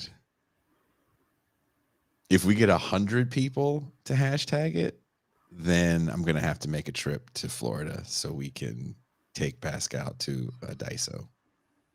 At the very least, a Ranch 99. Daiso. I love Daiso. I haven't even been there. I've been there online. Is there no Daiso in New York? There is Daiso in New York. It's in Queens, of course. But I found out about it during the Corona. I was still going to go. But my friend talked me out of it. Pascal goes to Daiso. That's the hashtag. If we get 20 of those, I'm being totally serious. We'll find the money to. I think I could scrounge up at that much. Just making plans for Pascal. But yeah, we will get Pascal some Japanese snacks from Daiso. Oh my God. Oh, it's gonna be good. You know what's funny? That's how the show blows up, right? Right? All the work gonna you be do? the thing. Talking to all these doctors? Nobody cares. Nobody cares. We just had a great you guys are the ones that do the thing where you have the black guy eat the snacks, right? Make him eat it. Black guy. And then make him listen to rock music for the first time. Never heard it before. Pascal listens to Hotel California. So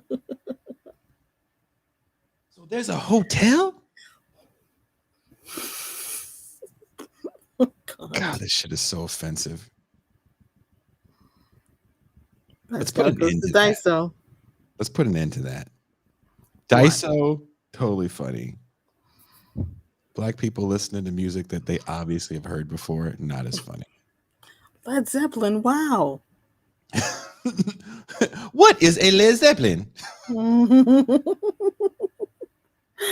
I liked old people listen to, what's that band? You know, the one that sounds like Led Zeppelin, but not really. Oh, Greta Van Fleet? There we go. Old people listen to Greta Van Fleet. Were they enjoying it? Some of them really didn't have an ear enough to know the difference between Greta Van Fleet and Led Zeppelin. They were just regular people. They're like, oh, this sounds like that band. And we used to listen to this when I was young. Dude, I was at the Coachella. Was it Coachella? Yeah, the Coachella where Greta Van Fleet played. And they were like one of the only rock bands that year, like rock bands. Mm-hmm. People were losing their minds. I'm talking like people that put that shit together. They were like, Greta Van Fleet was the greatest. Oh my God. Yeah. Really? You're old enough to remember Led Zeppelin. You're wearing a Houses of the Holy t-shirt. Like fucking Why do you like these people? I had a big Led Zeppelin phase in college, which is something a person much older than me could also say. I had a big phase. Jimmy and Led Zeppelin. I don't get it. I don't get it. The fashion collections inspired by them. Your fashion collection is inspired by them? I did fashion collections inspired by both Led Zeppelin and Jimi Hendrix. Really? Yeah. Was it like low-rise pants for men that made their package look real big? Yes. And bell bottoms, because bell bottoms were in at the time. Was it like 06? Was it like 05, 06? 04? Before that. Ooh. Yeah, before that. I know exactly the time you're talking about. Yeah. I stole some girl jeans and tried to pull a Robert Plant. Girl jeans. Jason girl jean smiles. Jason, my girl jeans are tighter than they look, Miles. Tighter than it looks. I was like, damn.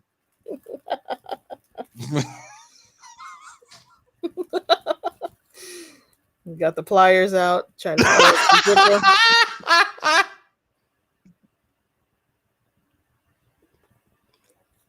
Susie's gonna be at the dance.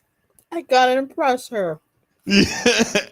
Hell yeah! Just you can tell by the way.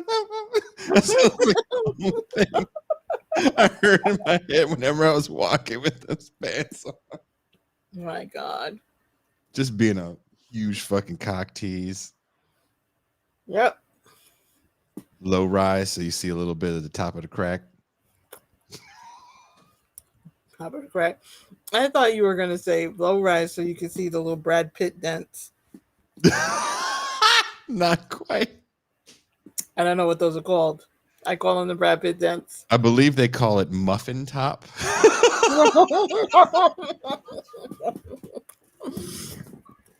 Little puffiness. Little puffiness on the side. Never hurt anybody. But still, the fucking Staying Alive music in my head. You can tell by the way.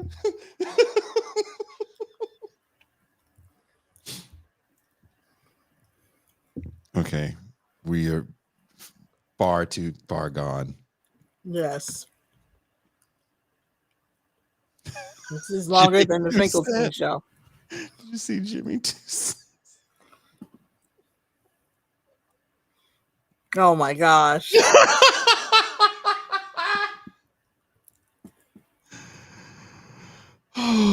Okay. Yeah. Dude, let's. You did a lot today. You covered a lot of ground.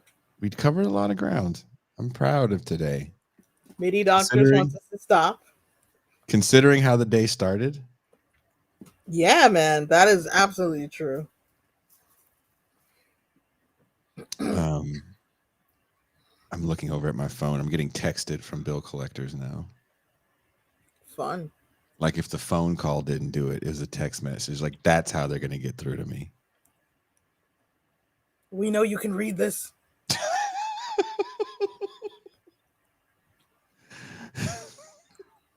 The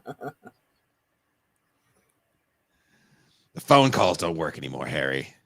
Hit him with the text. He's not going to be ready for this. Aha! Send a picture of a hot dame while you're at it. That'll make him up with this. Thank you guys so much. We are out.